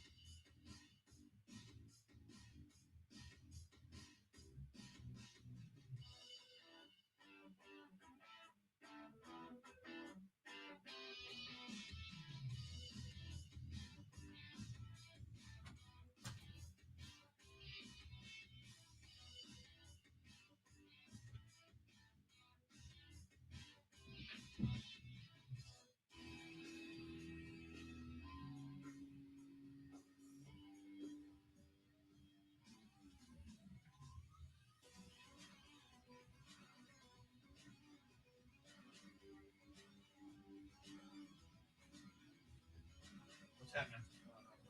Got a spill over there. Wow, did I do that or did you do that? It wasn't me. Wow, I had some coffee over here earlier. So I must have done that. Sorry about that. Oh no, it's all good. I was just trying to look for something. Wipe it up. I got all kinds of towels from disinfecting. Jesus, that sucks. I didn't even see that at all. You doing all right? Yeah. How about you? Did you get to look at it at all? I did not get a chance to look at it yet. It's all good.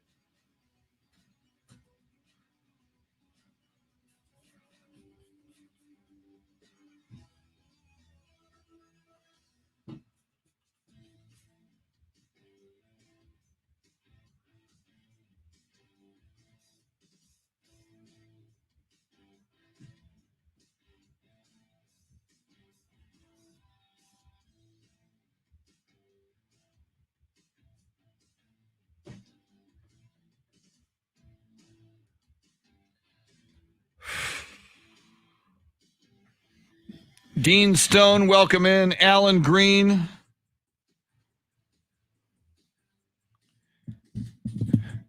Yeah, Alan, the gunslinger should have done something. I don't. Maybe they're doing something with another local radio station, but that would have made sense.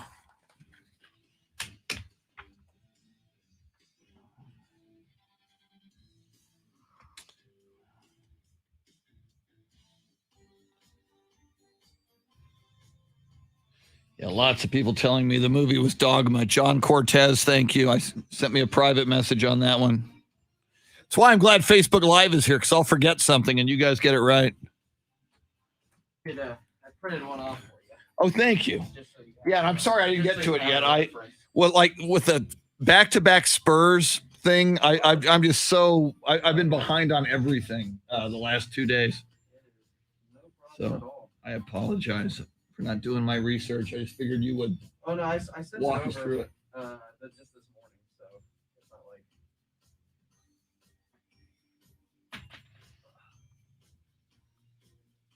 All right. Let's get situated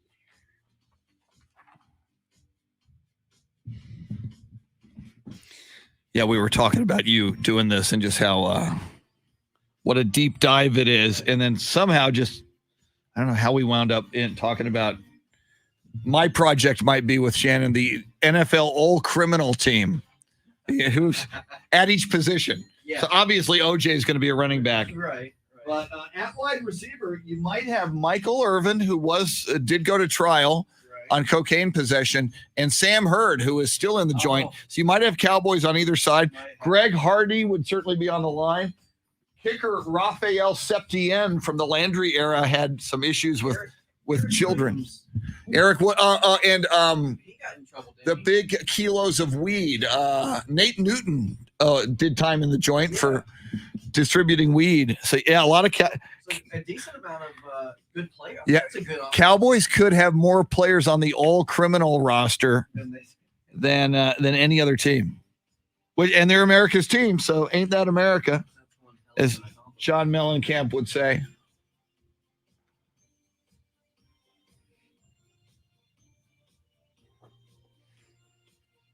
Oh shoot, I need to. Probably not going to have time. I need to send an email.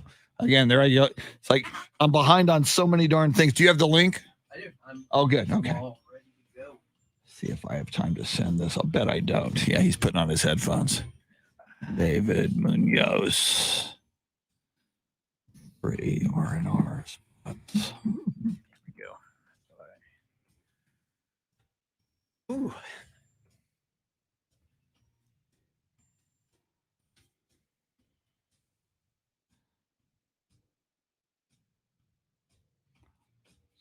Computer. You know, I don't know what it is about this office, but every now and then I just get a super cold chill. In that Spurs studio, because it'll be 95 degrees. So I'll go in to do the Spurs game at night in shorts and a t-shirt. Yeah. And I get into that studio and it's like 47 degrees. So then I go back to my car looking for layers. Yeah, right. Jackets in April.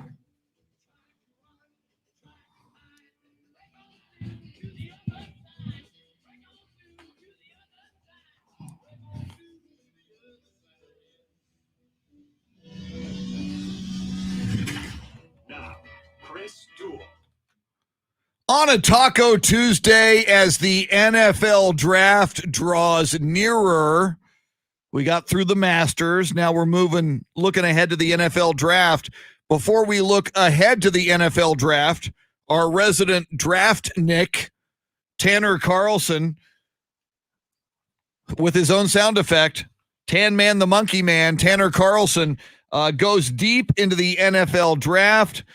It's the Chris Duel Show along with Shannon Salty Sweeney. But Tanner, before we get into your research project into the NFL draft, are you through gloating yet about your Fantasy Masters victory over the weekend? Only true champions are on to the next season. It's in the past, it's done with, and I'm already focused on next year. You know, Shannon and I are plotting to somehow get you back. We don't know how. Yeah, but no, I'm sure. Trust me, I'm sure I will place a stupid bet somewhere along the way between now and next year, and I will likely have a Sooners logo on my profile picture or something along the lines of some sort of lost bet. I can almost guarantee you that will be the case. See, Sooners would have been worse for me, and I would have never. And why am I not? I'm I not would hearing never Shannon agreed- for some reason. She's talking, but we're not hearing her. Sooners would have been worse for me, and I would have never agreed to it. There we go. Ever. Oh, with the Sooners, yeah. I would Yeah. no. I can have some fun with some Aggies, but Sooner, heck no. Wow. Never in my life. See, now you have to do that. Nope. Now but see, you don't have to do it. You have to risk it. You got to wager it. Nope. Because if I lost, I would not. No. See, but you bet big, you win big, you lose big. True. So that's how you got to look at it. So you got to put something on the other side of it that would almost like if we were doing profiles, I can't think of anything that I'd want in your profile to make me feel better about you winning. right. As bad as I would feel about losing. Gotcha. I mean, but I don't know what's the next sporting event, big sporting event that I would care enough to probably. I mean, maybe the NFL draft. NFL draft. All the majors. Maybe we can do all the majors. Maybe you, Shannon, and I will have to pick the first round of the NFL draft, and we each get a point for whichever one we hit. Now, we've been calling him the draft expert, so why would you want to go ahead and do that to us? Because what if we can beat him? Because it's list here that he made from the draft of the last 20 years. I know, but high risk, high reward. What if we could beat him at his own game? Then we'd really humiliate him.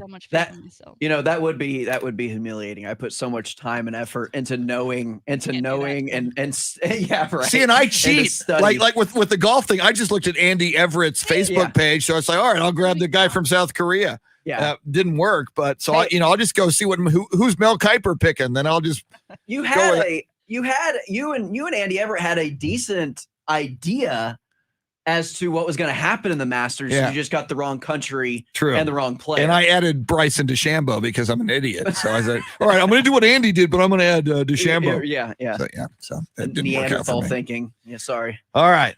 Talk to us about what you have researched here. Yeah, so this research, and I have no idea why I decided to do this. I just was like, because you're a draft geek. I'm a dork. I'm a geek. I'm a nerd when it comes to NFL anything. And with the NFL draft coming up, I was just, I guess, curiosity sparked an interest in, let me look up every single NFL team's first round pick of the last 20 years. Wow. And which is the best pick that they got in the last 20 years. Basically, more so to show that it's really, really hard to hit on a great player in the NFL draft. Some of these teams haven't had a good pick in 20 years, since 2001. Wow. Some of these teams have had plenty of good picks, maybe nothing great, but a couple of solid selections throughout the draft process, but nothing that pushed them over the top. And then you get the Dallas Cowboys, who I think could have possibly maybe drafted 4 Hall of Fame players within the last 20 years and just close to nothing to show for it. Amazing. So absolutely. I mean, the plight of the Cowboys and us, the Cowboy fans, over the last 20 years. And the amount of Pro Bowlers that Dallas has drafted in the first round is actually a very decent percentage comparatively to the rest of the NFL. You know, I mean, you get guys that come along the way. You get going from Des Bryant to Byron Jones to The three offensive linemen with Tyron Smith, Zach Martin, Travis Frederick, all of those players were at one point Pro Bowlers. Terrence Newman, DeMarcus Ware. Yeah. So we've had success in the draft. We've had good players, True. individual players, but as a team, we've never been able to put it together. Gosh, Cowboys drive me crazy. Yeah, and it was really frustrating kind of going through all of these. And it is funny of where these players got selected too. A lot of these guys, I would say middle to the late of the round, near the bottom to the middle of the round. Very few of these guys were top 5, top 10 picks. Wow. And I would venture to say that's mostly because of maybe not talent evaluation, but I would say front office trying to make a big splash, trying to get the big name out of college, and it just doesn't work out for whatever reason. And we've talked about how Cleveland is the quarterback killer. They've got a graveyard of bad quarterback selections. So sometimes it's just the team. Maybe if that guy was drafted somewhere else, he would have had a better career or a better opportunity with more talent around him. There's a reason why those teams are drafting near the top every single year, is because they don't have a good team. Yeah. So maybe that had something to do with the amount of talent or the lack of production of great talent in the top 5, top 10 picks. So what are some of the surprises? What are some of the things that stood out to you from this project? Miami sucks at drafting in the first round. Jacksonville is just as bad at drafting in the first round. Which is so ironic this year where they're going to get sunshine. Right. And should be a good pick. It should be, when it comes to Urban Meyer and the Jacksonville Jaguars organization, from what I saw the last 20 years, I'm not putting anything past them to screw this thing up and maybe, not get Trevor Lawrence or something. You would think they'd get Trevor Lawrence, and it should be a slam dunk. It should be a breakaway layup, you would think. But their best pick in the last 20 years is Jalen Ramsey, who is no longer even on the roster anymore. Yeah. And was traded almost 2 years ago.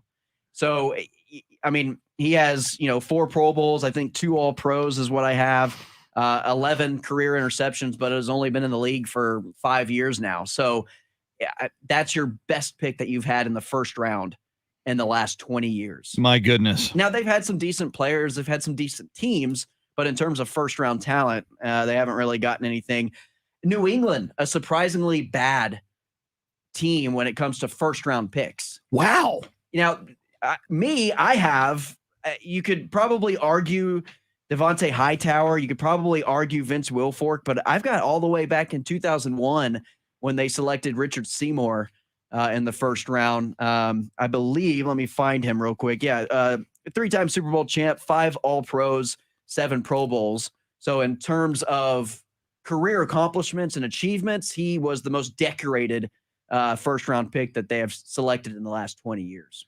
Well, we've been talking a lot of Julian Edelman today, right, with the announcement of his retirement. Right. He, of course, a lifelong Patriot, was drafted in the 7th round as the 232nd overall pick. And you think of just how great he turned out to be for that organization. And that's the thing, too. You get guys like Gronkowski, which you draft, but that's second round. Right. You draft these good players, and they're great at building a team and building a culture, a winning culture. But a lot of that, obviously, was Tom Brady, and Brady, not within the last 20 years, but also not a first-round pick. His story is well known. So, it's really weird. I went back, I was like, God, a lot of these players didn't end up doing anything for New England. They built through free agency. They've built through later rounds on the draft and just building that core group of guys and built around those core group of guys. But in terms of actually drafting first-round talent, and now they're at the bottom of the draft every year, granted. True. But just not a whole lot of success. And the Giants, I put Phillip Rivers as their top draft pick because that resulted in the Eli Manning trade. Wow. So I thought that was interesting, but they haven't had, other than Odell Beckham, but how great has he been? I mean, he had a good stretch when he first came into the league. He's no longer a Giant anymore. And then I also thought Saquon Barkley as well. He could turn out to be. Obviously he was on a could-be list, but he's been hurt the last 2 seasons. And he hasn't had a whole lot to show for, since then. So obviously he could be one of the best draft picks that they've had in the last 20 years, but just too soon to tell and too injury prone at this point to put him up there. So I put Phillip Rivers. I thought that was kind of a fun one. Just because it resulted in the Eli Manning trade and he brought them 2 Super Bowls, obviously. Tanner Carlson with us, diving deep into the NFL draft. So of all the Cowboys, you know, a lot of our listeners, obviously Cowboys fans, and we certainly have some Houston Texans fans as well. So just shining a light on what made you pick who you picked as the best Cowboys first-round draft pick of the last 20 years. This was the last team I made a decision on, the Dallas Cowboys, because they've had good first-round picks. Yeah. They've had DeMarcus Ware. They've had Tyron Smith. They've had Ezekiel Elliott. They've had Zach Martin. And I had to go through each individual player, their accomplishments, what they've done throughout their career and single seasons and throughout their, you know, whole Cowboy career. And, you know, even if they weren't on the Cowboys, you know, like DeMarcus Ware, where he won a Super Bowl with Denver, I had my whole list set, and I had DeMarcus Ware as that best player selected. I changed it last minute, and I went with Zach Martin. And I went with Zach Martin because if he's healthy for any length of time throughout the season, he is the best guard in football, and he has not been selected to an all-pro first team selection. He has been an all-pro every single year that he has been on the roster, and a Pro Bowler every single year he's been on the roster, with the exception of this last season where he missed half the year. So, you know, he's been in the league for going on 7 years now, and he's made 6 Pro Bowls, 6 All-Pros. My goodness. You know, so he's been completely dominant. He's a future Hall of Famer in my book.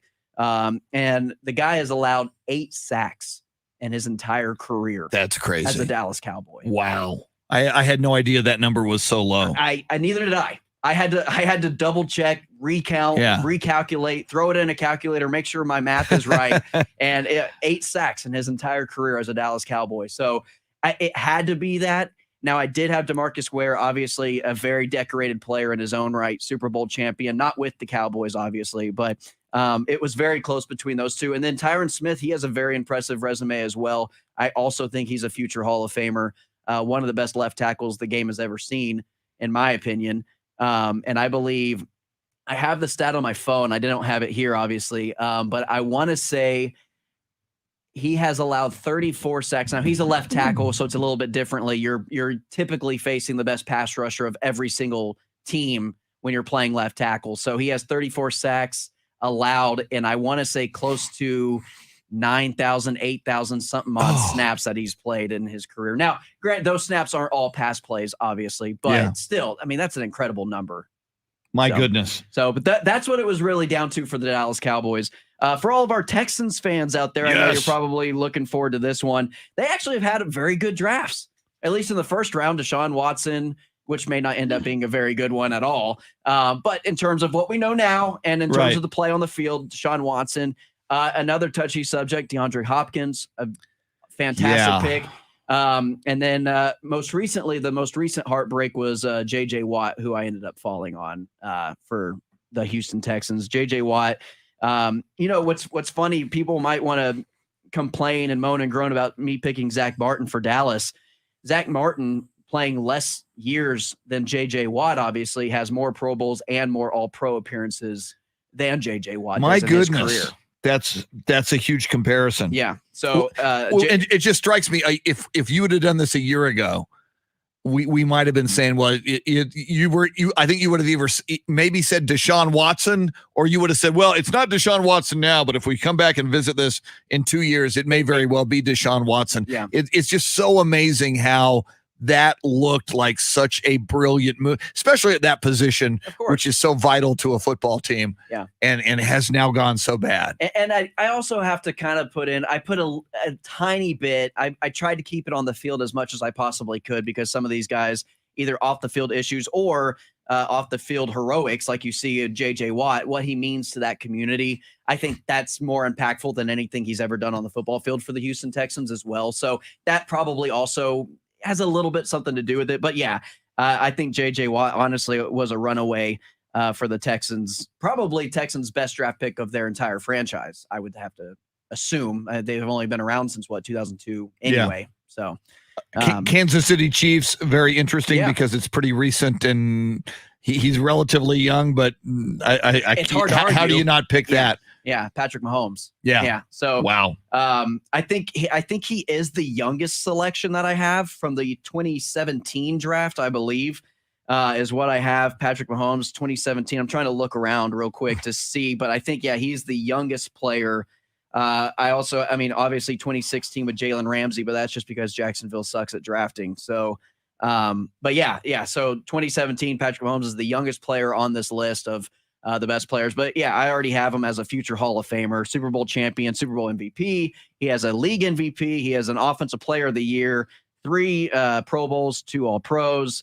Obviously, that 50 touchdown passing season, incredible. And then I think his overall career record as a quarterback is he hasn't even had 10 losses handed to him in his entire career yet. He's 38-8 on his regular season career. So My goodness. yeah, I think that's kind of a runaway with Patrick Mahomes and the Kansas City Chiefs, but he is the youngest player on this list.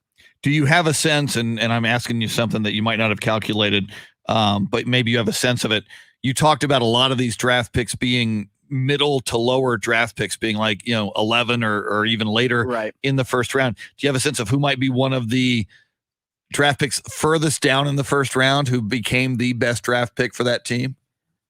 For on this list? Yeah, in other words, somebody who was maybe drafted at 22 or 23 or 27. I would have to say probably Troy Polamalu would have to be, and that was another big one. Do you go Ben Roethlisberger? Wow. Or do you go Troy Polamalu? That's a tough one for Pittsburgh. Think what was one of the breaking points for me, because that was back-to-back drafts. That was Troy Polamalu in 03, Big Ben in 04. My goodness. So I mean, basically set their franchise up for the next 20 years with on those both sides of the ball. On both sides of the ball with those 2 picks. I went with Polamalu on that. Just based on hair. Did you say the tiebreaker will be hair? Yeah, and I also thought of it as Big Ben, yes, he won 2 Super Bowls with them, but he has 0 Super Bowl MVPs, which means the NFL basically hands you a Super Bowl MVP if you're a quarterback and you win that game. They basically hand it to you. You don't have to do a whole lot. You basically don't have to screw up. Okay, so it was Jerome Bettis and who else? And Santonio Holmes actually won the next Super Bowl MVP whenever they played Arizona that year.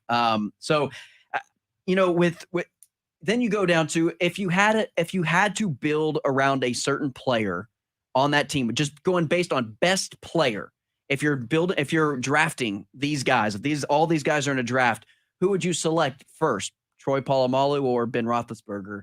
Me, I said I'd rather draft Troy Polamalu. Some people probably don't agree, and that's okay. But yeah. So, and he was later in the first round. Polamalu was near the end of the first round, and then I also went with Joe Staley. He was actually the second pick for the San Francisco 49ers in the first round. They had actually selected Patrick Willis, who was a great linebacker. He just didn't play for a long period of time. But I went with Joe Staley for San Fran, and he was their second pick of the first round in that draft. And then so they got 2 great players back to back, and that was obviously whenever they were making their run to the Super Bowl with Harbaugh as their coach. Shannon, as you look at this list, and again, we're looking at a list that Tanner Carlson created with every team in the NFL. He lists their best players selected in the last 20 years in the first round in the NFL draft. If you had to pick the best player from this list selected in the last 20 years in the NFL draft, who would you pick?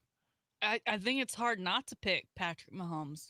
Even though he is the most recent of the picks here. I mean, with what he's done in so little time and where he is age-wise and career-wise and just how much more he has to go, I think he's got a lot more to give. And, he's already got one of the longest rap sheets on this list, right? I mean, he's only going to add to that. So I have to go Patrick Mahomes.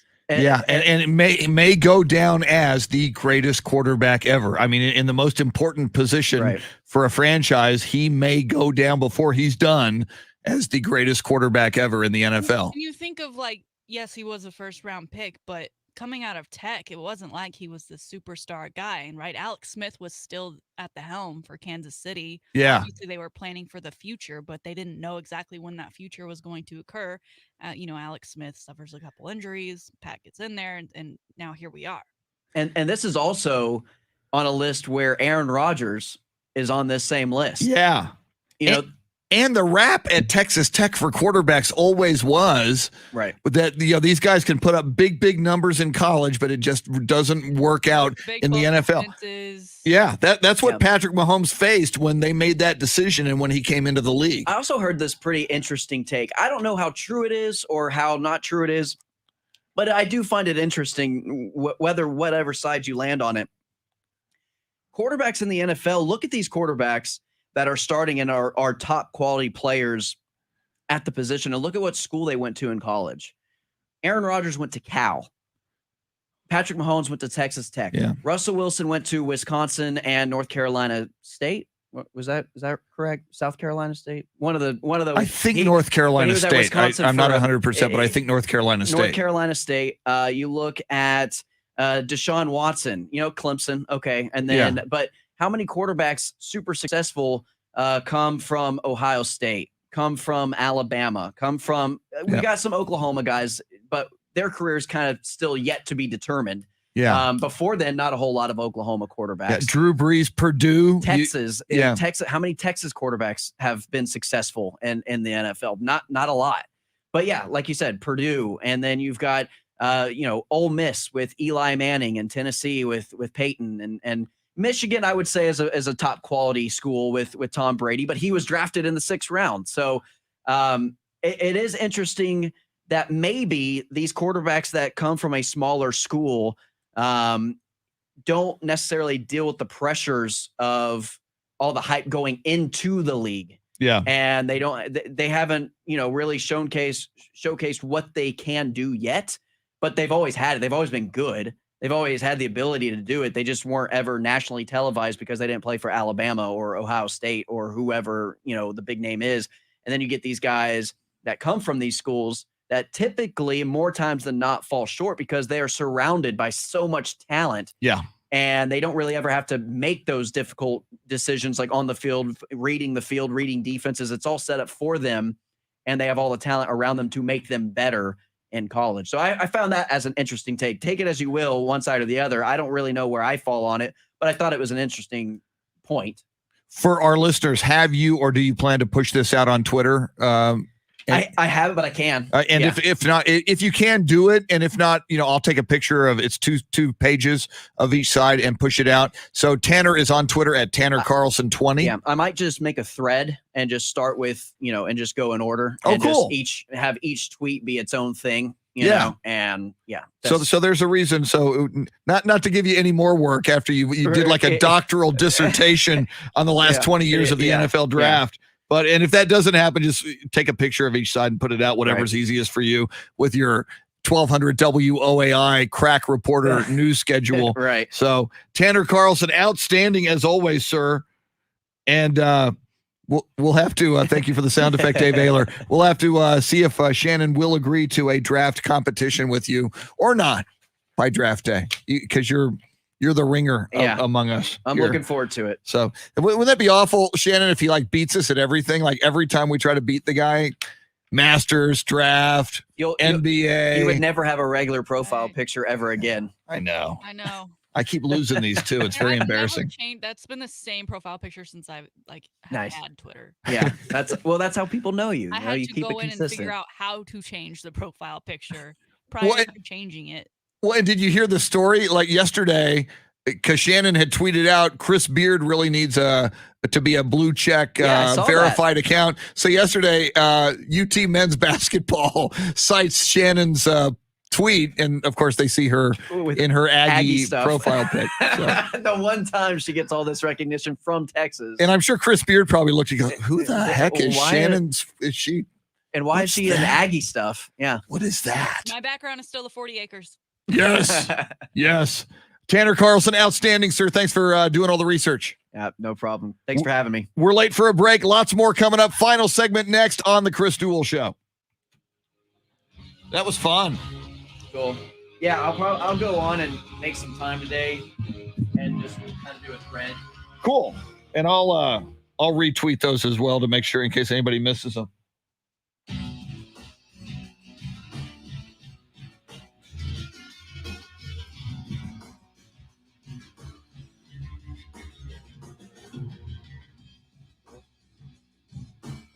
AJ Green, welcome in. El Diablo Barbudo, welcome in on YouTube. Jason Paniagua joining us on YouTube as well. All right. All right, sir. See ya. Thanks so much. That was great. No problem.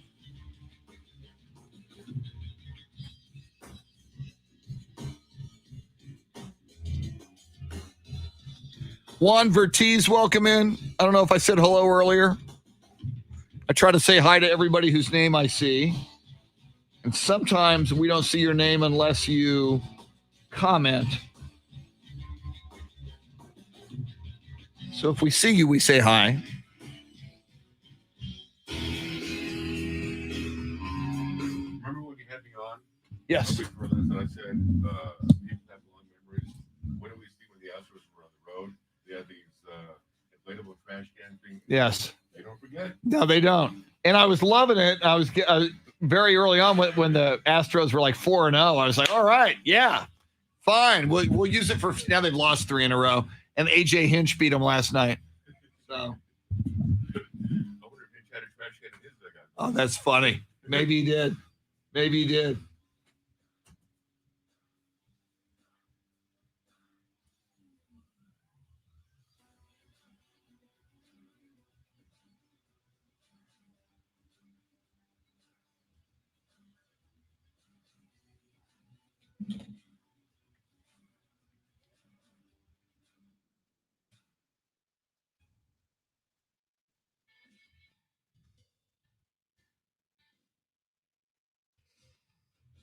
Okay, where was I? There it is. Doing that.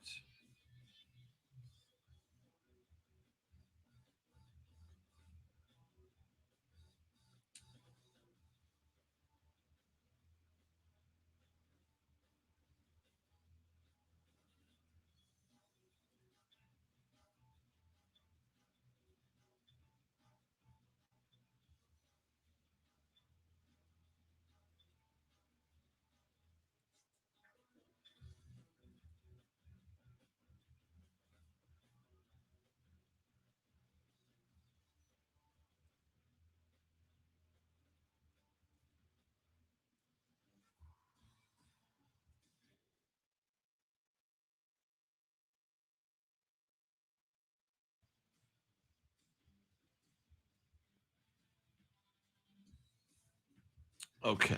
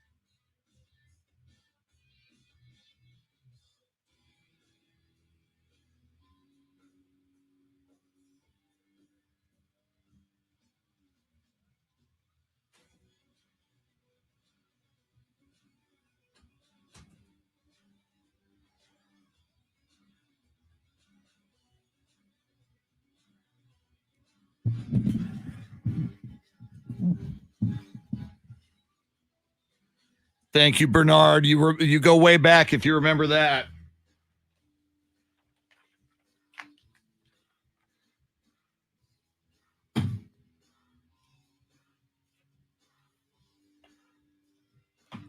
Let's see.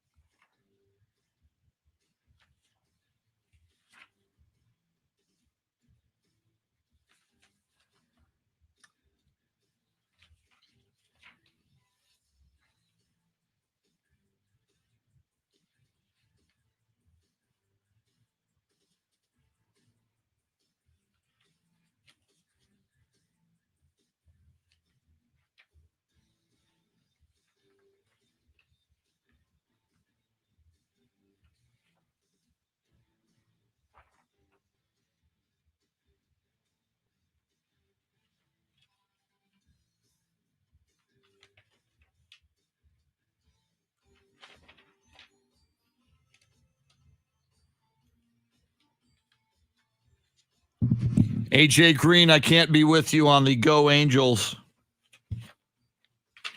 Obviously, they're in direct competition with the Astros. However, with the Astros on that losing streak now, did the Angels pass them? They probably did. Let me see the standings here.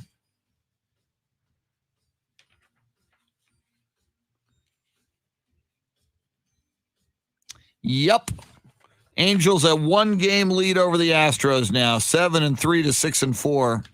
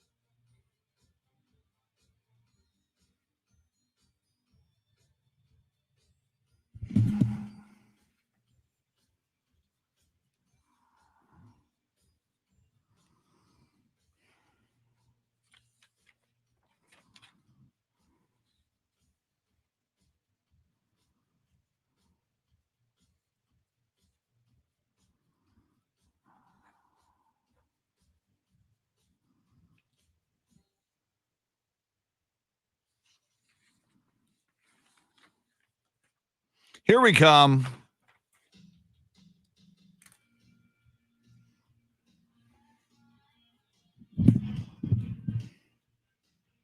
Don't get cocky, AJ.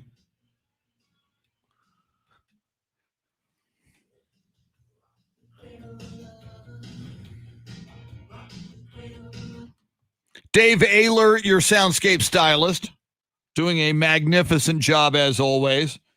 Chris Duel show along with Shannon Salty Sweeney of talking to AJ Green on Facebook Live, who is a LA Angels fan, who says, "Go Angels." And I said, I'm not down with that because I'm an Astros fan. I double checked the standings. The Astros have lost 3 in a row now. AJ Hinch, former Astros manager, brought the Detroit Tigers to Minute Maid Park last night, and they beat the Astros. That's 3 losses in a row. So AJ is pointing out now that the Angels have the best record in the American League. It was like just late last week, Shannon, I was all cocky going, Astros have the best record in baseball. See, but now we turn around and we say, well, there's a lot of season left to be played. Yeah, it's a 162-game season. Say anything, can we? So, yeah, we got a long way to go. I'm curious if Detroit Tigers fans, like, I know it was at the Minute Maid Park in Houston, so probably not a ton of Tigers fans in attendance, but they certainly can't be, throwing inflatable trash cans or anything when AJ Hinch is good point. That team. That's right. When the Astros come to Detroit, if you're going to be cheaters, you suck, cheater. It's like, well, he's your manager now. That's a great point.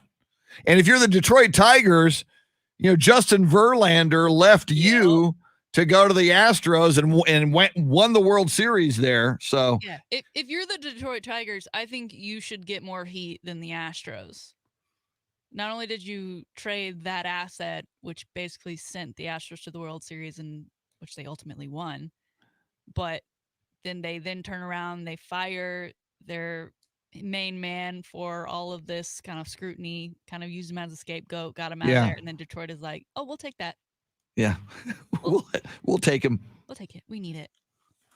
Yeah.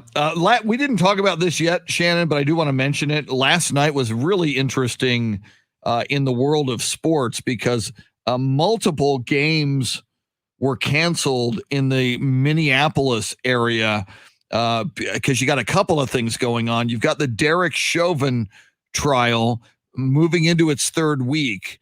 And obviously, he's the police officer who was charged with the murder of George Floyd.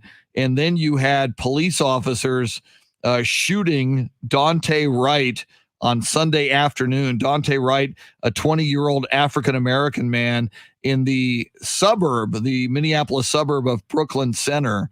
And so last night you had the Minnesota Timberwolves choosing not to play their game against the Brooklyn Nets. The Minnesota Twins canceled their game.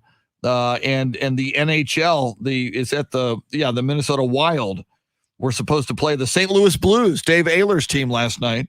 And they all postponed those games, didn't cancel them, postponed them. And the Minnesota Wild said, quote, out of respect for the heartbreaking incident, end quote, at the Brooklyn Center. So there were people, Shannon, already saying if Derek Chauvin is acquitted, and the vast majority of police officers in these situations do get acquitted. I know it's high profile, and those of us who have seen the video truly believe that Derek Chauvin killed George Floyd. Yet, the defense trying to cast reasonable doubt and trying to say he had drugs in his system and it could have been a cardiac arrhythmia. You never know what a jury's going to do. So given all the rioting we saw over the summertime in the aftermath of the George Floyd killing, there's a belief that if for some reason, Derek Chauvin is acquitted, that, my God, there could be just unprecedented rioting in Minneapolis. Now you have this happening to Dante Wright. I mean, my God, the situation in Minneapolis is really tenuous at this point.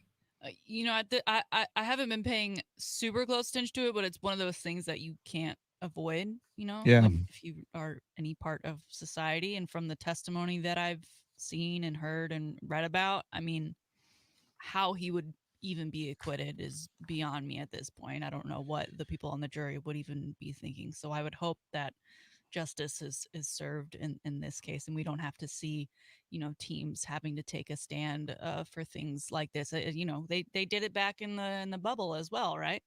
Yes. And those forms of protesting and kneeling, and then the shirts they were wearing. So I think it's great that these organizations are, I don't want to say allowing them, because I think it's more of a player's decision, but I think it's a respectful way to go about doing things, because unfortunately there are people who in their quote unquote fight for justice here are doing actions that aren't really the best for their community for themselves. Yeah. And again, this, you never know who's on the jury.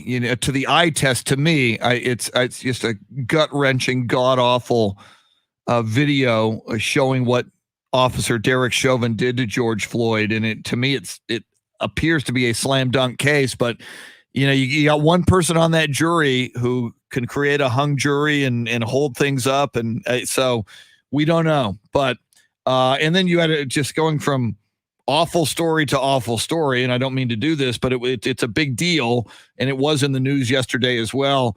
Shannon, former Kansas City Chiefs assistant coach and son of Andy Reid, Britt Reid, now has been officially charged with felony driving while intoxicated for his involvement in that crash that happened just days before the Super Bowl that left a 5-year-old girl named Ariel Young critically injured. I mean, I've heard of, her, the attorney for her family talking about her condition. She's got brain damage. She has to eat through a feeding tube. She is in just really, really bad shape. Just such a tragedy, obviously, and certainly for Ariel Young and her family. Her brother was also injured, although not as severely in that accident. But, Shannon, you look at Andy Reid, and he's a guy who I think most of us like and care about and are happy that he has been successful with the Kansas City Chiefs. And, he had one son commit suicide. Britt Reed has had problems and drug problems and problems with the law throughout his life. And it seemed as though Andy Reid gave his son this job as another chance to try to get his life together. And my God, did it go horribly bad for Britt Reed and therefore for the Reed family. And this charge carries a weight of up to 7 years in prison. So something we'll still have to, unfortunately, continue to keep our eye on. And if you want to bounce to maybe one more story that we just can't get away from because we are in Texas and we are, very close with the Houston Texans, Deshaun Watson.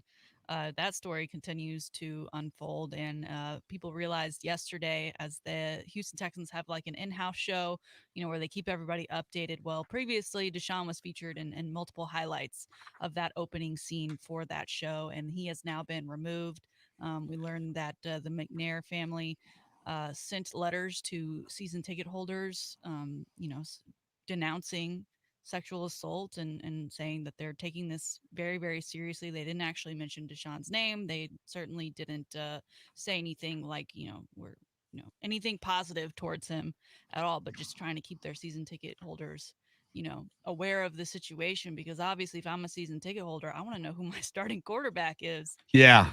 Well, and I would be fascinated to know the season ticket sales. I mean, you look at where the Texans were, and for a number of years, they were always either in the playoffs or knocking on the door. J.J. Watt was the anchor in the face of your defense. Deshaun Watson, the anchor in the face of your offense. It looked like the future was bright for the Houston Texans. I got to imagine, pre-COVID. So, I mean, the 2019 season ticket sales must have been amazing.